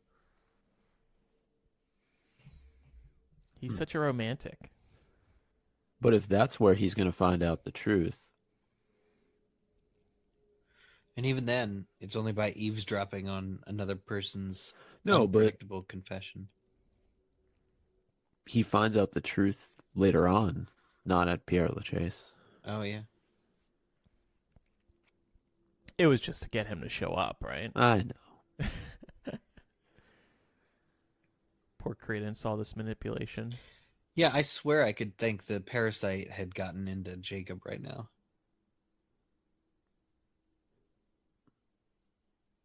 Because his stomach is all funny.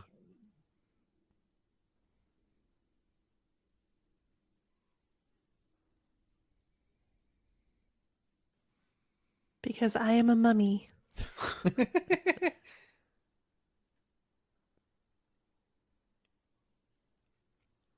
Not all alchemists are mortal.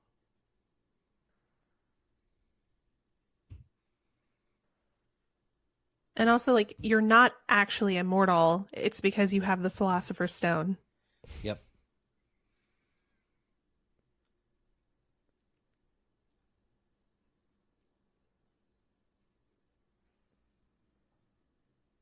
I hate that he's frail.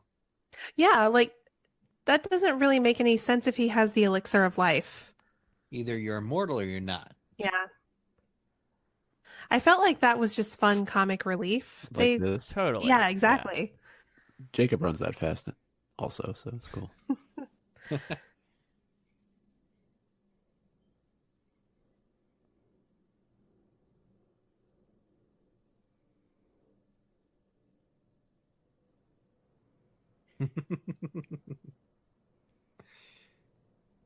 What magic is this?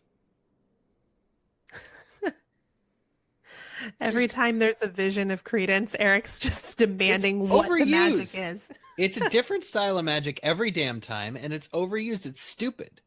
It's like security camera footage that shouldn't exist because there's no third party to record it. I can't stand how lazy this is.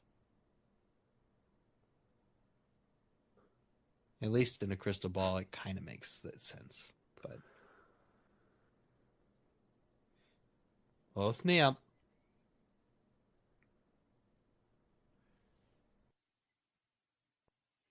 Yeah, that little clip show. There's the stone. There's the stone. Here comes his Order of the Phoenix book. I think this might be a very early version of the Order, because you see a phoenix on the front. Mm-hmm. Tap to open, just like a iPhone. You do see Dumbledore in this. You don't actually see it, but in the script book, it notes that there's a page for Dumbledore. That's cool.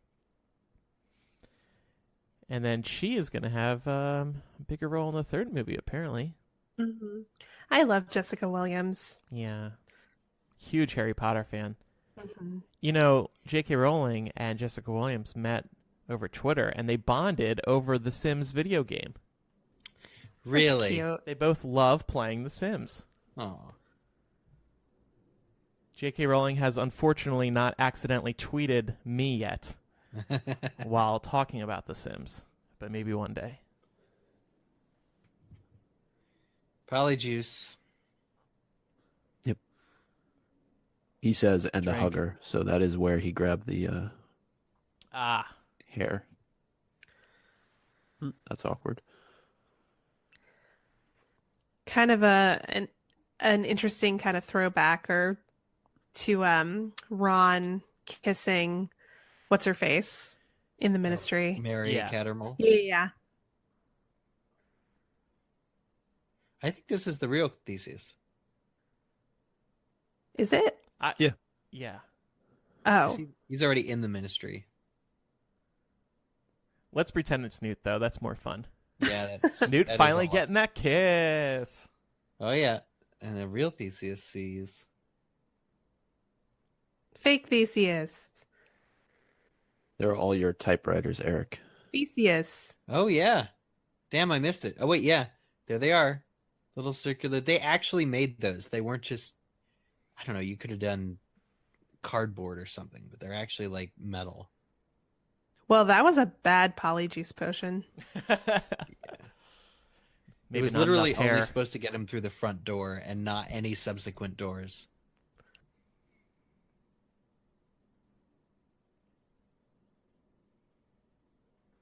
Oh, so they do write letters to each other, because Newt said that he may have mentioned in his letters to Tina that they have a complicated relationship.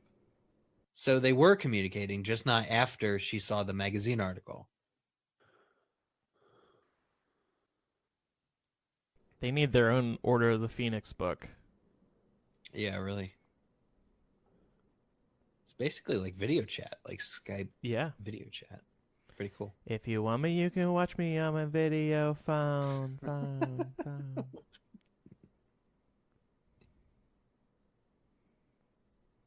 It's just so cryptic, pun intended. Why do we not think that it was tampered with in some way? Right? Well, yeah, you think back to them entering the French ministry 20, 30 minutes ago. See, that's why it's so unreliable. There's like 5 entry points where the information we're getting could be wrong. There only needs to be 1 or 2. But, well, wait a second. I mean, Lita was telling the whole story. It didn't really matter what was in the book. Exactly.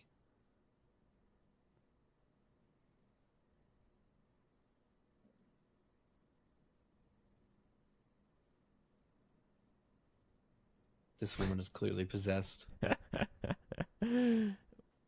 Or she's just a tough security guard. Or whatever she is. So he trusts. Foreshadow. I know. So he trusts that she knows Lita Lestrange by name, but that she wouldn't know her if she saw her.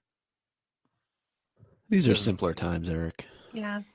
Way before you would need to use polyjuice potion to break in and pretend to be somebody with the last name Lestrange.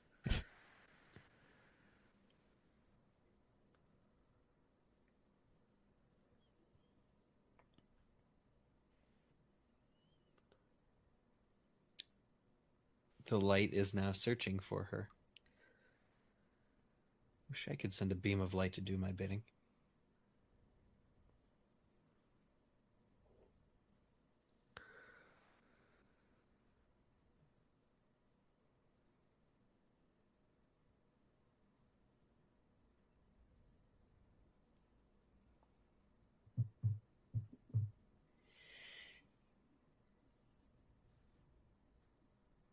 I'm sad. I need you in my life.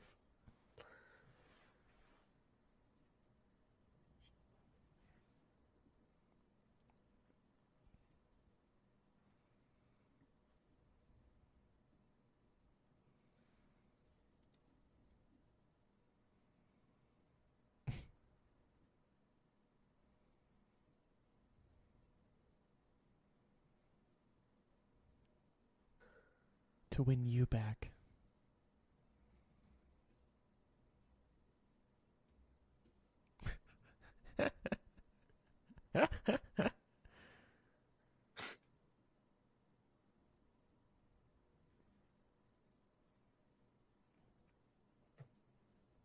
Speak from the heart, man. You know, the scene is so frustrating to me. Oh, you think so? I like Yeah. it. Is it because they're awkward? I mean, they're awkward, but they're also adults. Speak. Who are nervous to come clean about their love, Laura. I guess I'm just not sentimental enough for this kind of stuff. We all can't be as tough as you. We have to build up the nerve to open up. So lame. I'm serious. Salamanders. I heard that noise. I thought it was in my house. What's that? It's the walls. That noise that they heard. I thought it was actually happening in my place. I do have to say, huge shout out to James Newton Howard for the score. The music really sells this movie. Whatever weird movie they were trying to make, the score is really solid in many places. I'm not a score guy, so I'll take your word for it. I mean, like the choir of high-pitched voices, you hear that going, oh. Yeah, I just can't. I don't know. I never really get wrapped up in it. Yeah. No matter the movie. Little note says IOU, a complete family history illustrated.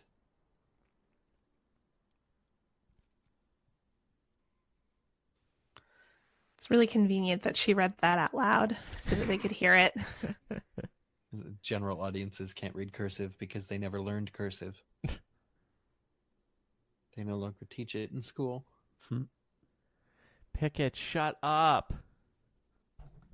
Circum rota. Literally Latin for turn this thingy. Oh, see, without the subtitles, I thought she was saying second rotor or something. She's going on the boat.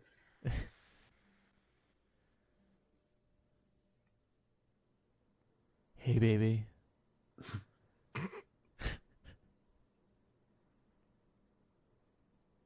I had to find a new woman because you're going to be dead. But why are they after Lita? It's her family's records. Yeah, she has a right to be here. Well, so maybe they're just after Newt and Tina. Also, these are spirit guardians. So are they alive? Are they dead? Are they ghosts? They're whatever they want to be.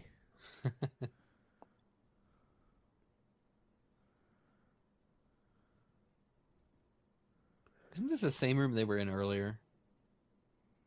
Just the records are coming out of the floor.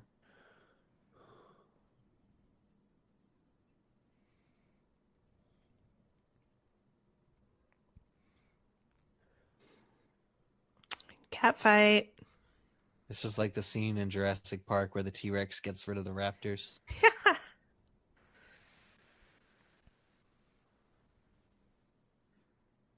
Okay. So the Zoo-Woo can leap tall distances, or cross-continental things, and the Matagos are from a spirit realm. So when they escape the Ministry, I want to know what happens. Can you speak up? I can't hear you over the Zoo-Woo. Sorry. I'm wondering what happens here when the Zoo-Woo just warps. Are they in a spirit realm right now where the Matagos come from? Totally. Are they in some kind of netherworld? What is this? I think. Oh. Isn't it mentioned earlier in the film that zoos can travel long distances in relatively short periods of time. Yeah. So is the Zuu creating the portal, or are these ghost cat things creating the portal? I guess the Zuu then. Well, if the Zuu can do it, I would think it would be the Zuu. But it looked like a macabre kind of. Then why are the cats spirit guardians? I don't get it. They're used to guard the ministry though, not. Yeah. It's the use of the word. It's the cats are like undead or something.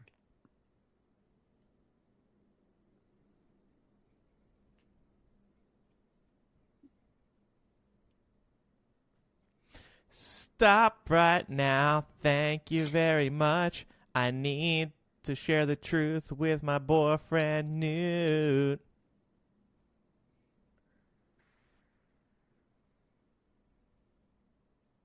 Also, why did these two not reach out to each other?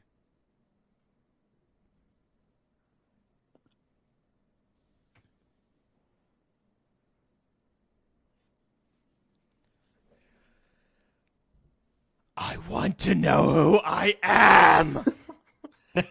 Ah!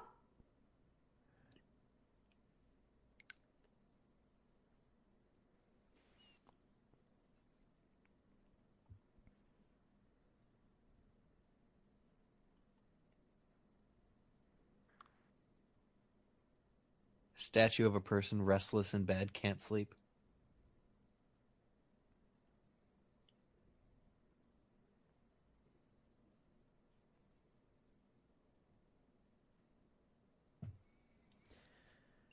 So for me, this was the hard part to follow. Yep. Lita's part, like I can sort of get after a second watch, but this was like,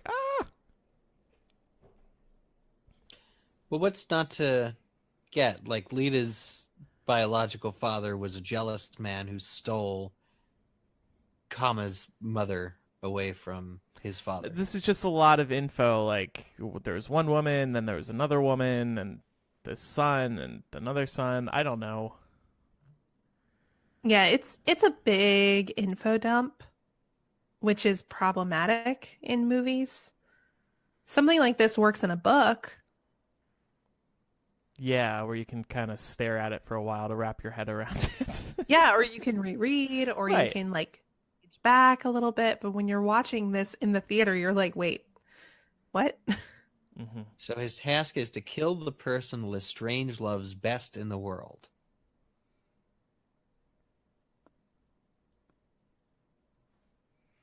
And I guess this is the kind of stuff that WB CEO Kevin Tsujihara, who we spoke about the other day, was like, this is the stuff the hardcore fans want, and the casual moviegoer doesn't want. That was his idea.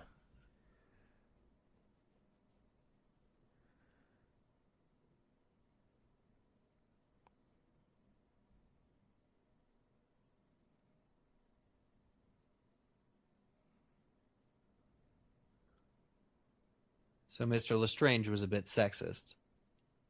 Just And wanted a rapist. Yeah, wanted a male heir. It does make me wonder, since we know that Voldemort, part of the reason that he's so messed up is because he was conceived basically through date rape, and Lita was the same. So it makes me wonder if there's any kind of like inherent defect with her, like there is with Voldemort. Mm-hmm.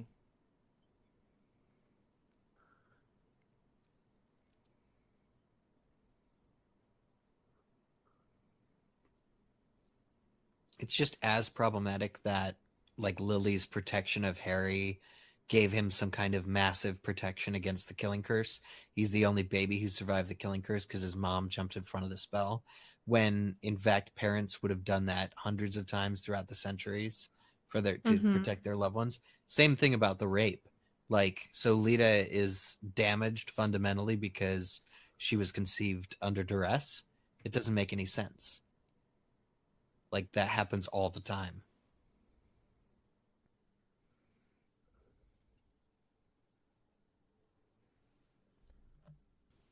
So what you're saying, Lita, is I still do not know who I am. Do you think Newt knows? Just his reaction in that moment suggests that he knows the truth. I think you're right, Micah. On the read. About what Lita did. Yeah. If she told anybody, she would have told Newt. Yeah,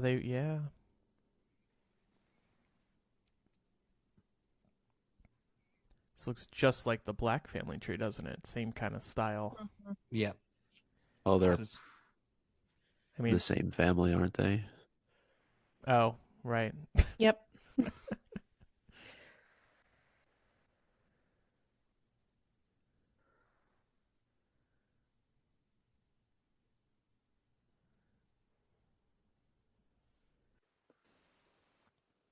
It's been 85 years.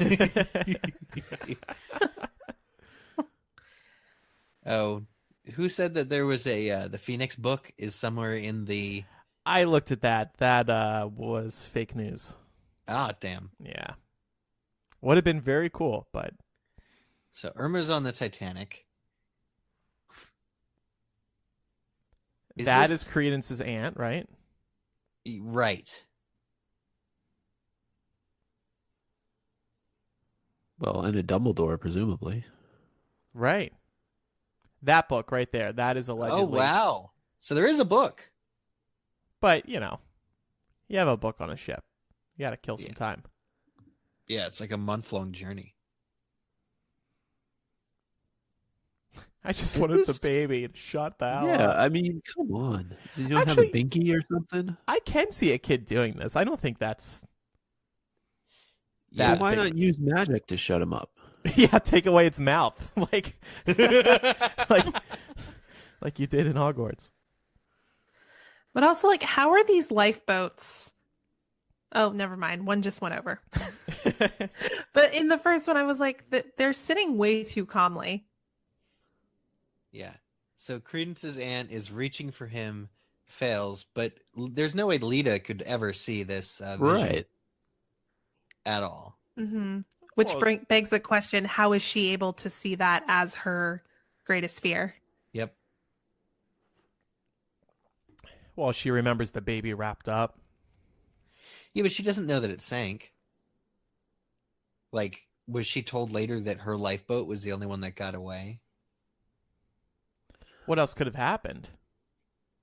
I mean, it could have been alive. The kid could have survived. The idea that the baby drowned, she can't possibly know that, let alone have seen it.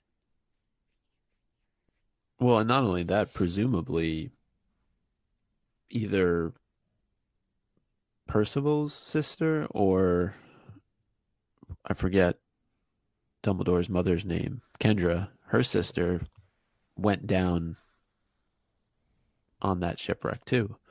And would have been powerful enough to stop it.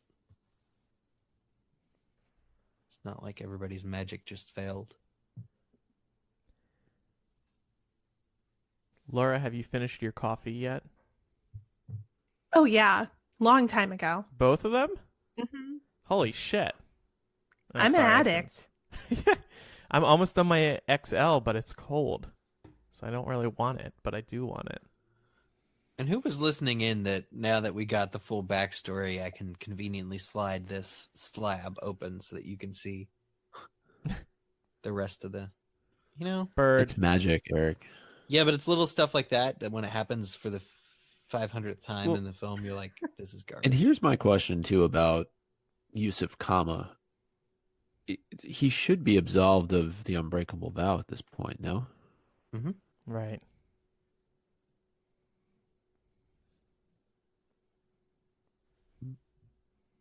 Nagini had a legitimate reaction there.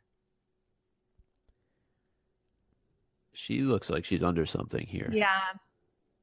I think but what they if did she's something not? to her. Wouldn't it be weirder if she's not? Yeah.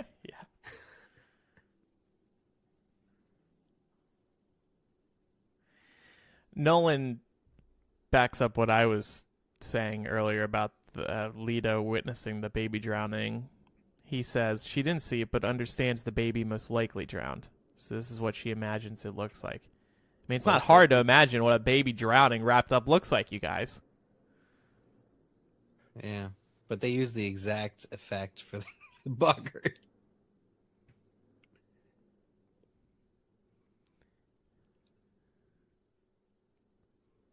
Dumbledore warned against this.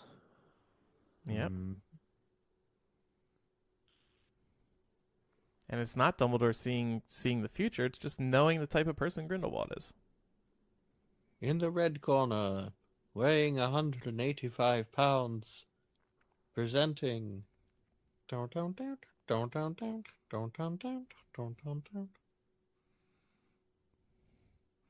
Standing ovation for the big G.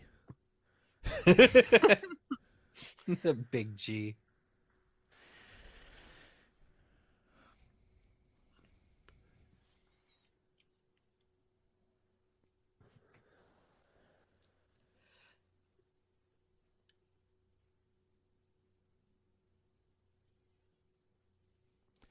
And isn't this the speech? So, some WB had Johnny Depp show up at Comic-Con this past summer, and he did this speech on stage in his full Grindelwald getup. Yeah. And he did a really good job.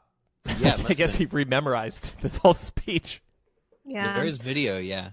I feel like there are very few actors who could pull something like this off. Mm-hmm.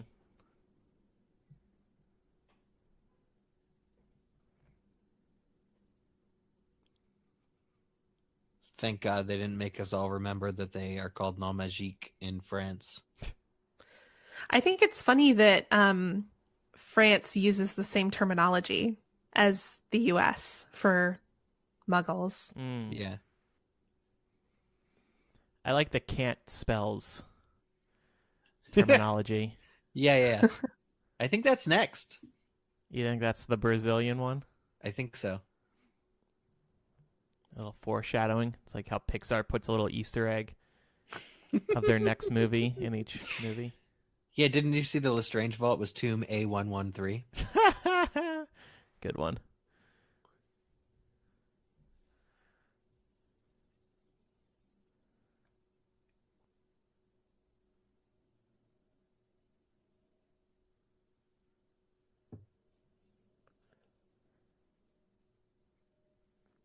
I mean, I'm listening to this and I'm convinced. I'll walk through that blue fire and pass the test. Yeah, just go hang out with Wizard Hitler. That's a Yeah. good idea. Yeah. Me and Queenie.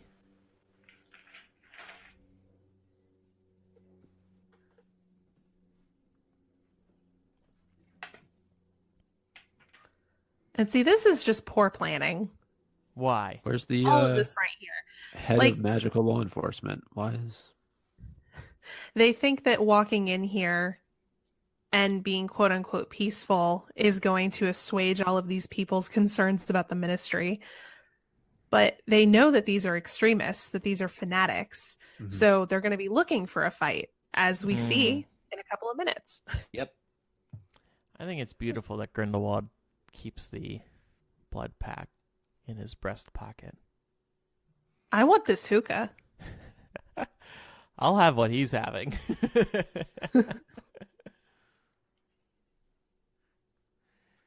What This is is it possibly- good for? Absolutely nothing. Can you imagine people on broomsticks fighting against fighter planes? That'd be pretty cool. Oh, the atomic bomb. See, this is the part that really sells the era, the movie, Mhm. Grindelwald's mission, everything. He's basically saying, this is why I fear muggles, because they're going to ruin this world.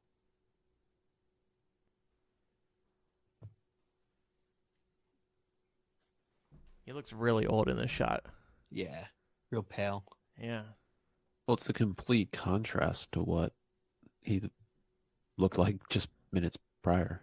Do you think he was just having a bad day, Johnny Depp?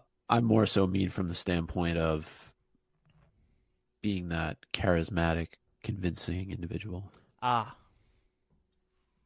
He Now looked a he's bit got demented them. there. Yeah, exactly.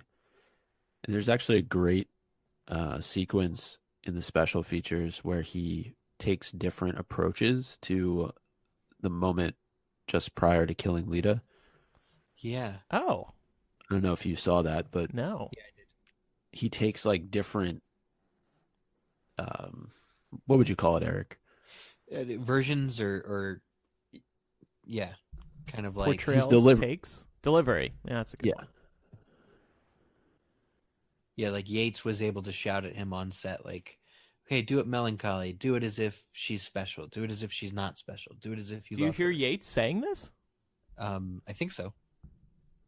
Or at least Depp talks about it. I need to And then you watch see this. the actual different approaches. There's the redhead. I swear she's somebody's niece or something. It's Chris Columbus's daughter. Everybody. Hufflepuff.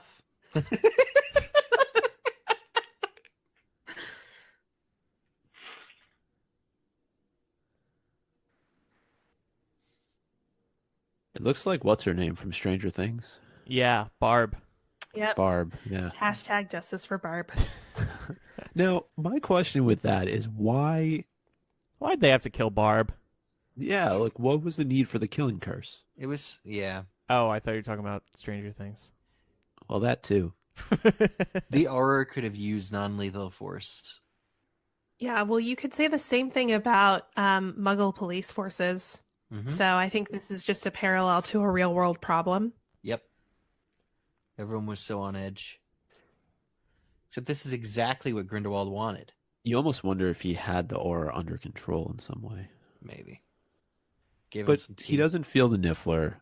And is there like a bond between Newt and the Niffler? Because Newt looks very closely at that blood pact earlier on. And then the Niffler gets out and he goes and takes it. The Niffler didn't see that blood pact himself, you're saying. Well, do we see Newt? Because what if Newt is the Niffler? Didn't somebody just write in that Newt could be an animagus? Mm. Yeah, but we see them together a lot. Oh, yeah.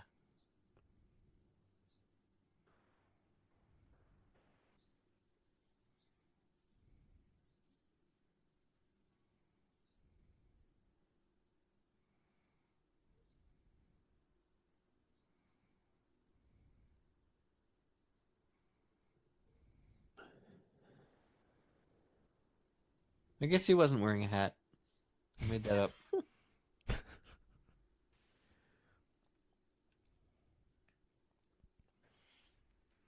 What does he mean by that? Because is he just trying to kill them by walking through the circle? Because what are they going to do? Quickly, purely convert to Grindelwald's side, then walk through?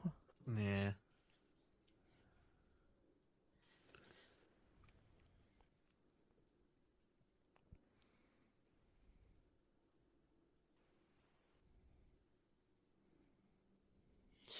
I hope these flames are just like transporting them and not actually killing them. It seems like Zoe Kravitz doesn't even really know. Yeah. Because remember we spoke about, she was on Dan Fogler's podcast, and there was some comment that kind of hinted like, for all she knows, she might very well be back. Oh, yeah, you're right. Mm-hmm. But I hope not. I don't like fake outs. Yeah, me neither. There's so many of them in this movie. I will say at this point, I'm operating under the assumption that Queenie has been cursed Yeah. or something, because it makes way more sense when you think about it that way. Mm. When I saw the movie the first time, this really frustrated me because I was like, I'm so confused by this. This doesn't seem to be in line with her character. Mm-hmm. And I didn't feel like we got enough context throughout the movie to explain why she would do this. Yeah. Well, yeah, as part of her dying, she's screaming like that right there. I don't think she's under a spell at all. Not even a little bit. I think the whole crazy thing that he called her crazy goes back to the earlier part of the movie, that she really is thinking that what she's doing is right. And although it crushes her, she goes into the whole Grindelwald thing because she thinks it must be done. At least the dialogue pretends that there's not a spell. Because he Good didn't line. for me. He doesn't care about anyone, Newt. Where's Lita been this whole time? Walking around the peripheral. What? Yeah, and he's supposed to know who she is?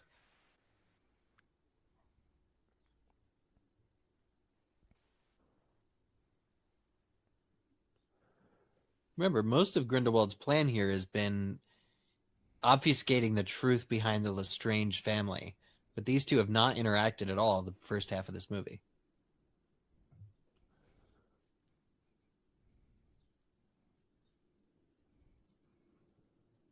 He clearly has been studying her, though. He's been lurking on the interwebs, photo stalking her.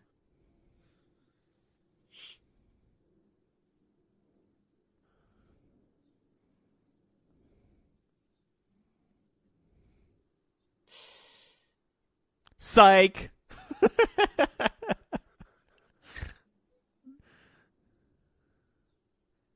Wait, who? Oh, he was ready for that.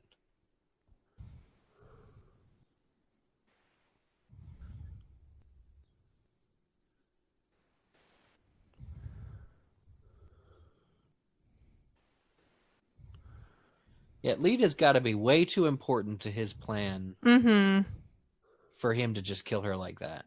And they apparate out seconds later so they don't really see the full effect.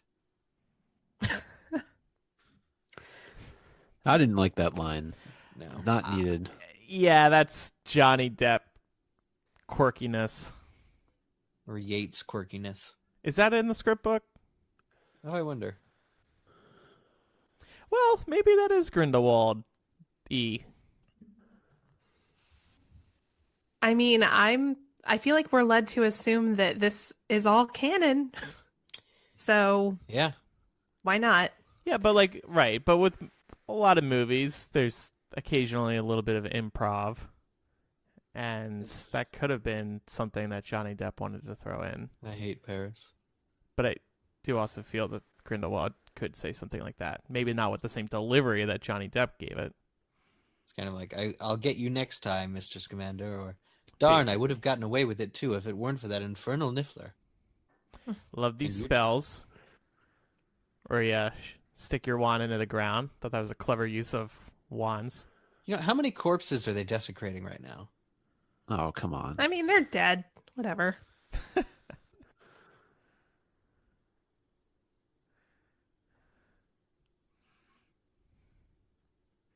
You think a Reparo will put this all back together?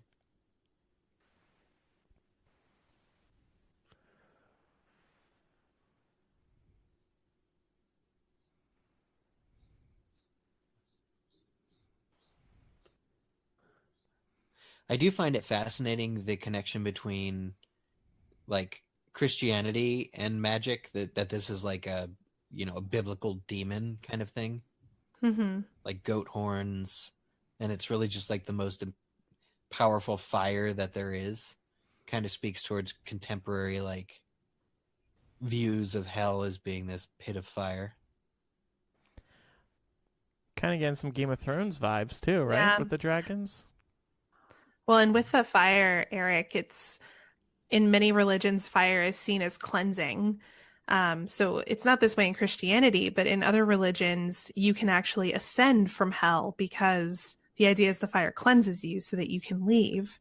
I love it. And it's interesting how Grindelwald is using that. The fire is sort of like a way to weed people out, Mm-hmm. and he's viewing them as truly cleansed if they're able to get through the fire. That is fascinating. Mm. And then moments later, we have like this demonic goat horned serpent creature thing It is weird how it I wonder ends, if though. the Satanic Church is going to sue J.K. Rowling. for using Baphomet or Yeah. Mm. Isn't it though? Like, it just ends very abruptly. There's Yep. no like big bang or anything like that. I'm always so wishy-washy on big movie endings. All movies use these big endings.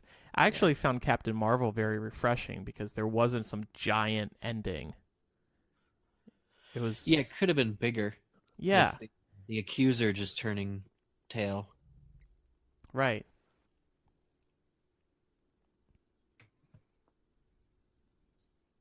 Aw. Shame it took Lita's death to bring those brothers together. Aw, They can both mourn her poor Sid and their love for her. Niffler.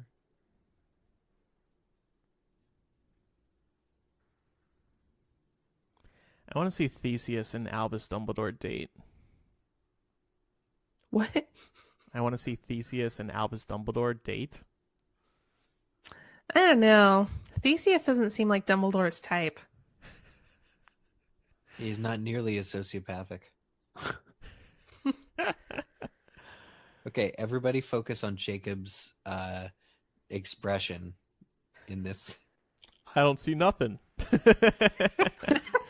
Again, Hogwarts just looks beautiful. I mean, Yeah. technology really now it's just Yeah, Jacob has no clue what's Jacob going on. is like, "Meh, somebody needs to ask Dan Fogler about that. Like if that's what's happening. what is he doing But can he right see now?" Dumbledore? Newt's gonna walk off the bridge. Oh my god. Yeah, Someone don't stop do him. it. Dude is pissed. Man, seeing these two together in the scene, you just want more at this moment. Like I would have loved to have gone to Dumbledore's office after this and like have a longer convo about the blood pact. Austria. Also very beautiful, so sharp. Laura, does Queenie seem like she's under a spell here? Not as much as she did before. Yeah. Maybe Like, he she seems adjusted like the she's- tea.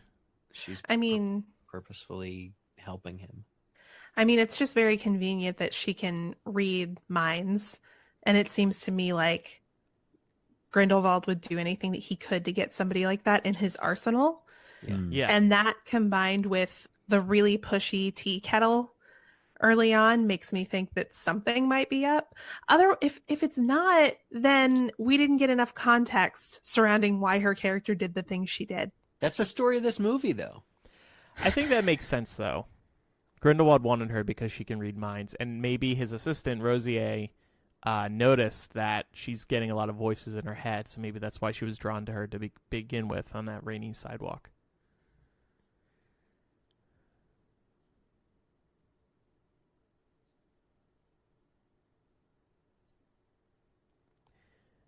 See, the beasts still do matter in this series.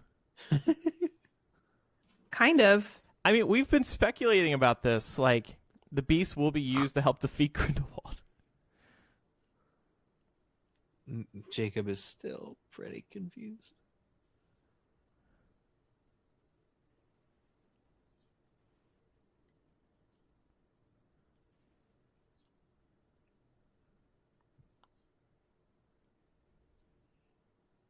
Does Grindelwald even notice it's gone?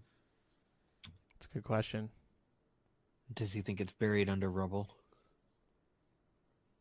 You would think he would know, because it was just like sitting there on his breast pocket. That'd be like not noticing your watch is missing. Right.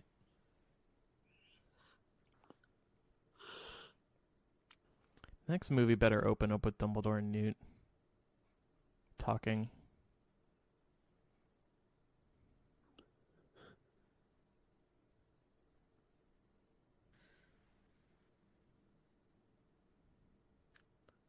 So, like, a couple minutes before that line happened, I was sitting there in the theater going, no, please don't do this. Right here, I think, is Please. when it dawned on me. Yeah, please don't do this.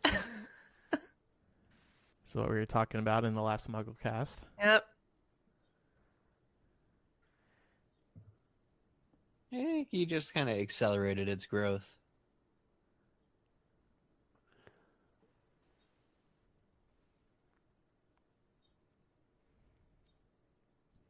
That's Fox, right? Maybe. What if it was the captions that said it, revealed it? It just says Fox. Caw-caw! Caw-caw!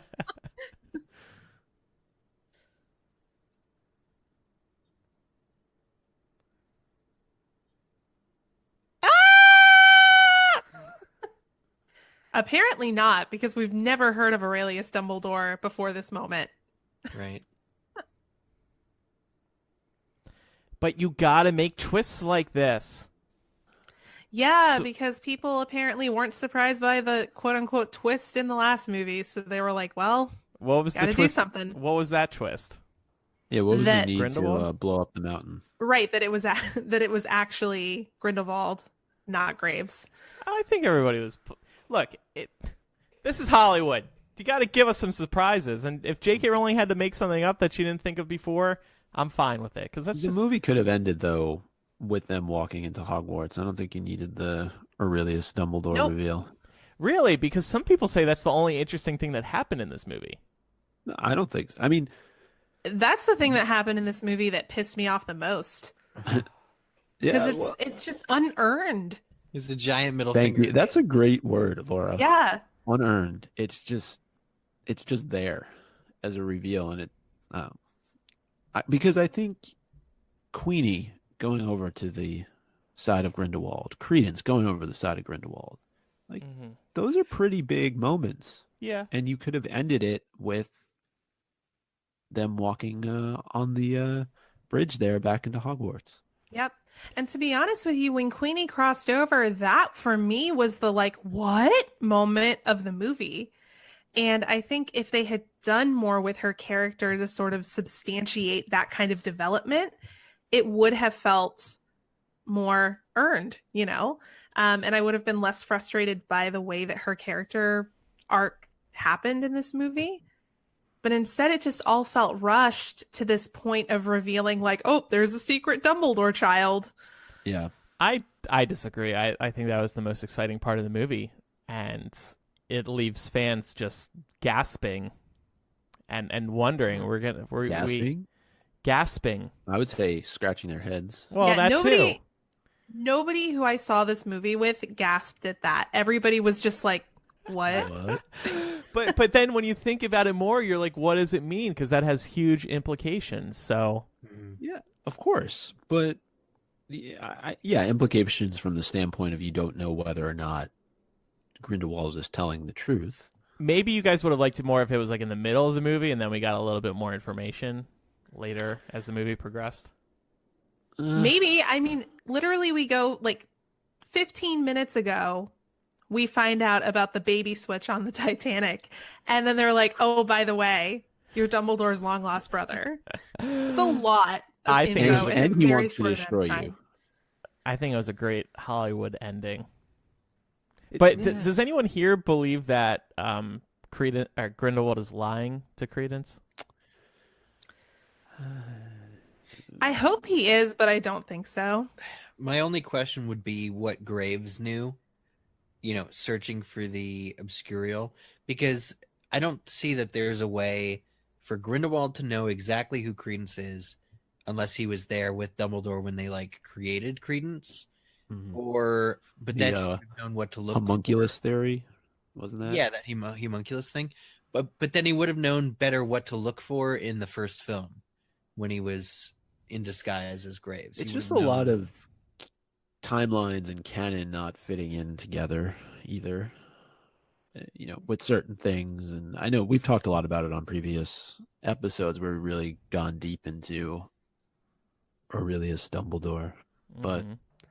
I it's just hard because we've learned about the Dumbledore family in Deathly Hallows mostly, and there was never ever ever a mention of this brother. And that's why it's so great. Not No, really. that's why it's so awful. It's just that, look, I mean, the Queenie thing, Laura, too, J.K. Rowling wants us to question, well, was the teapot special? Was it not? Is she going under question? Because she thinks that's mystery now. That's what passes as, oh my God, the mystery that's on everyone's tongues. Is Queenie making sense? That is not. And here's the thing. Go back to the first movie.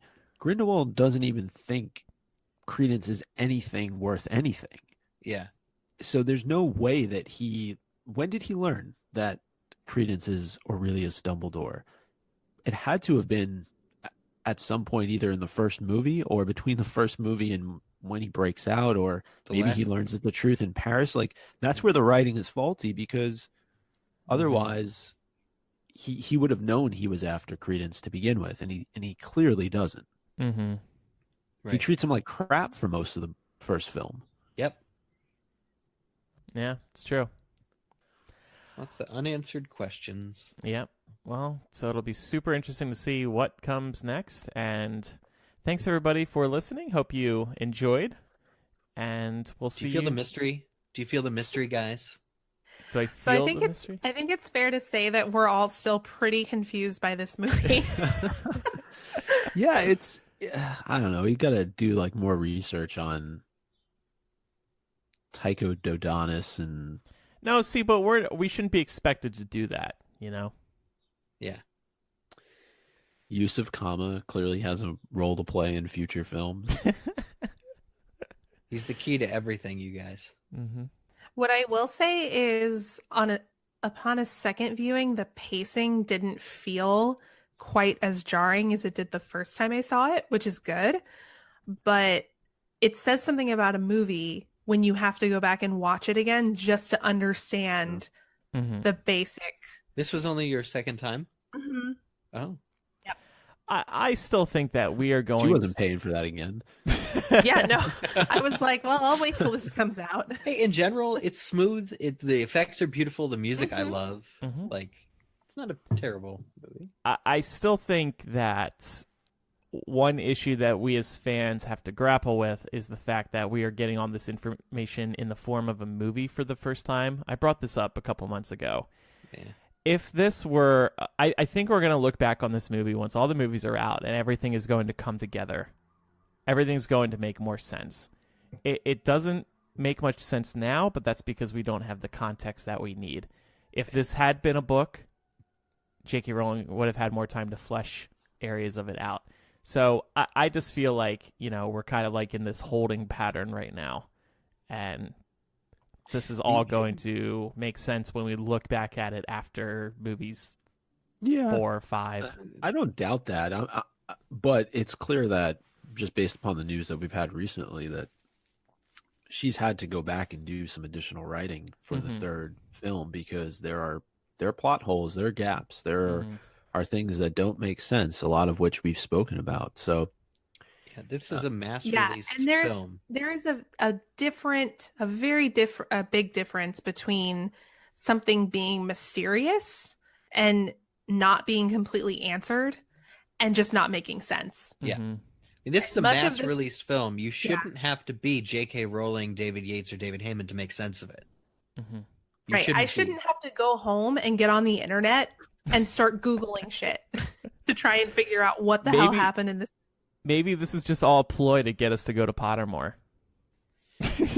There are no answers there. Yeah.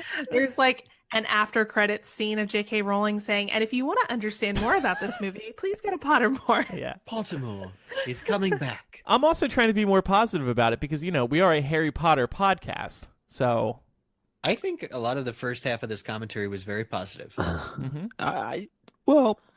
Positive is, I don't know. Fair criticism. I want us to be fair. Yeah, we're fair. And when you love something, you question it. Of course. Because you care about it.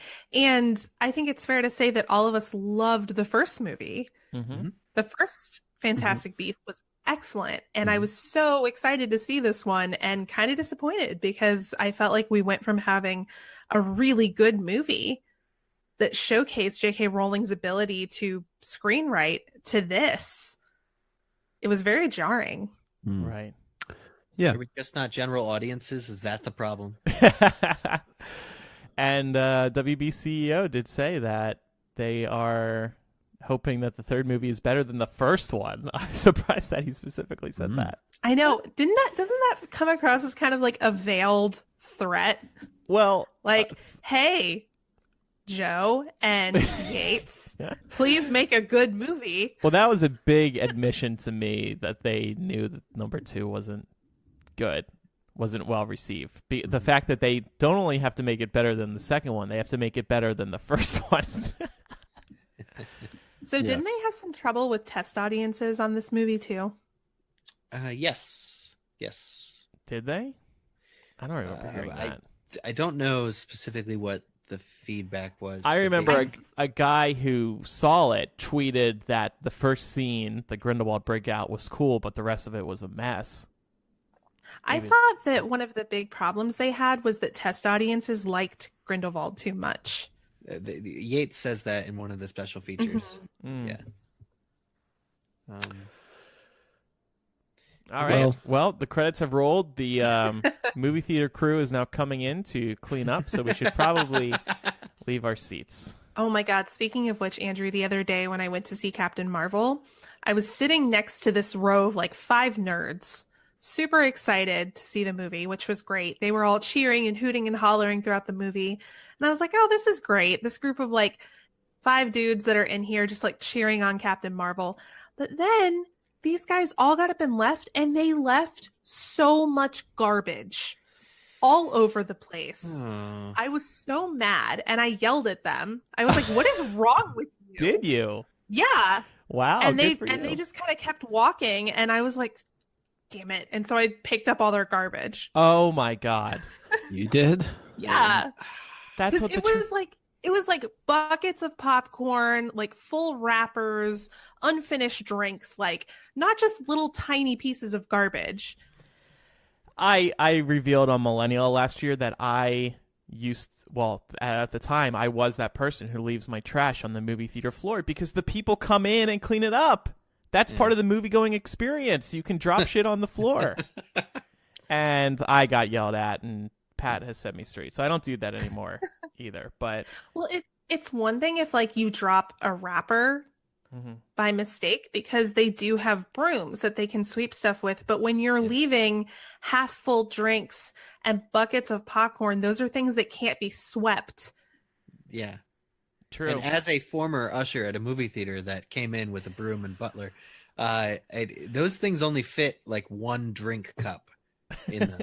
So it's a lot of visits to the trash can to get rid of everybody's cups and carts and everything. And just clean up after yourselves, people. Like we take this planet for granted. We take everything that we touch for granted. It's true. But if you did it for the Crimes of Grindelwald, it's totally fine. We're so distracted by the film being so suitable for general audiences. Yeah, exactly. You threw your popcorn up into the air when Grindelwald said, Aurelius Dumbledore. Yeah, I mean, I don't know. I saw this movie with my dad, and he's very super casual about the Potter thing. He hasn't read the books. He has seen all the movies, and he came out of this movie like, what was that? So I don't think this was intended for general audiences either. I would agree with that. I always use my sister as an example, and I try to think of general audiences because she doesn't really follow pop culture. She read the Harry Potter books, but isn't a huge fan. If she saw this, and I know she hasn't, but if she did, she wouldn't understand really what was going on here. We need the Becca commentary. Well, that makes track. 2 of us. Makes 2 of us. Becca commentary track. Yeah, I'll sit down and watch it with her. That'd be great. With her newborn. All right, y'all. Thanks. All right, for real this time. Yeah, thanks for listening, patrons. Thanks for joining us live at patreon.com/MuggleCast. And if you have any feedback, send it on in using the MuggleCast website. And we'll see you next week. Bye, everybody. Bye. Bye.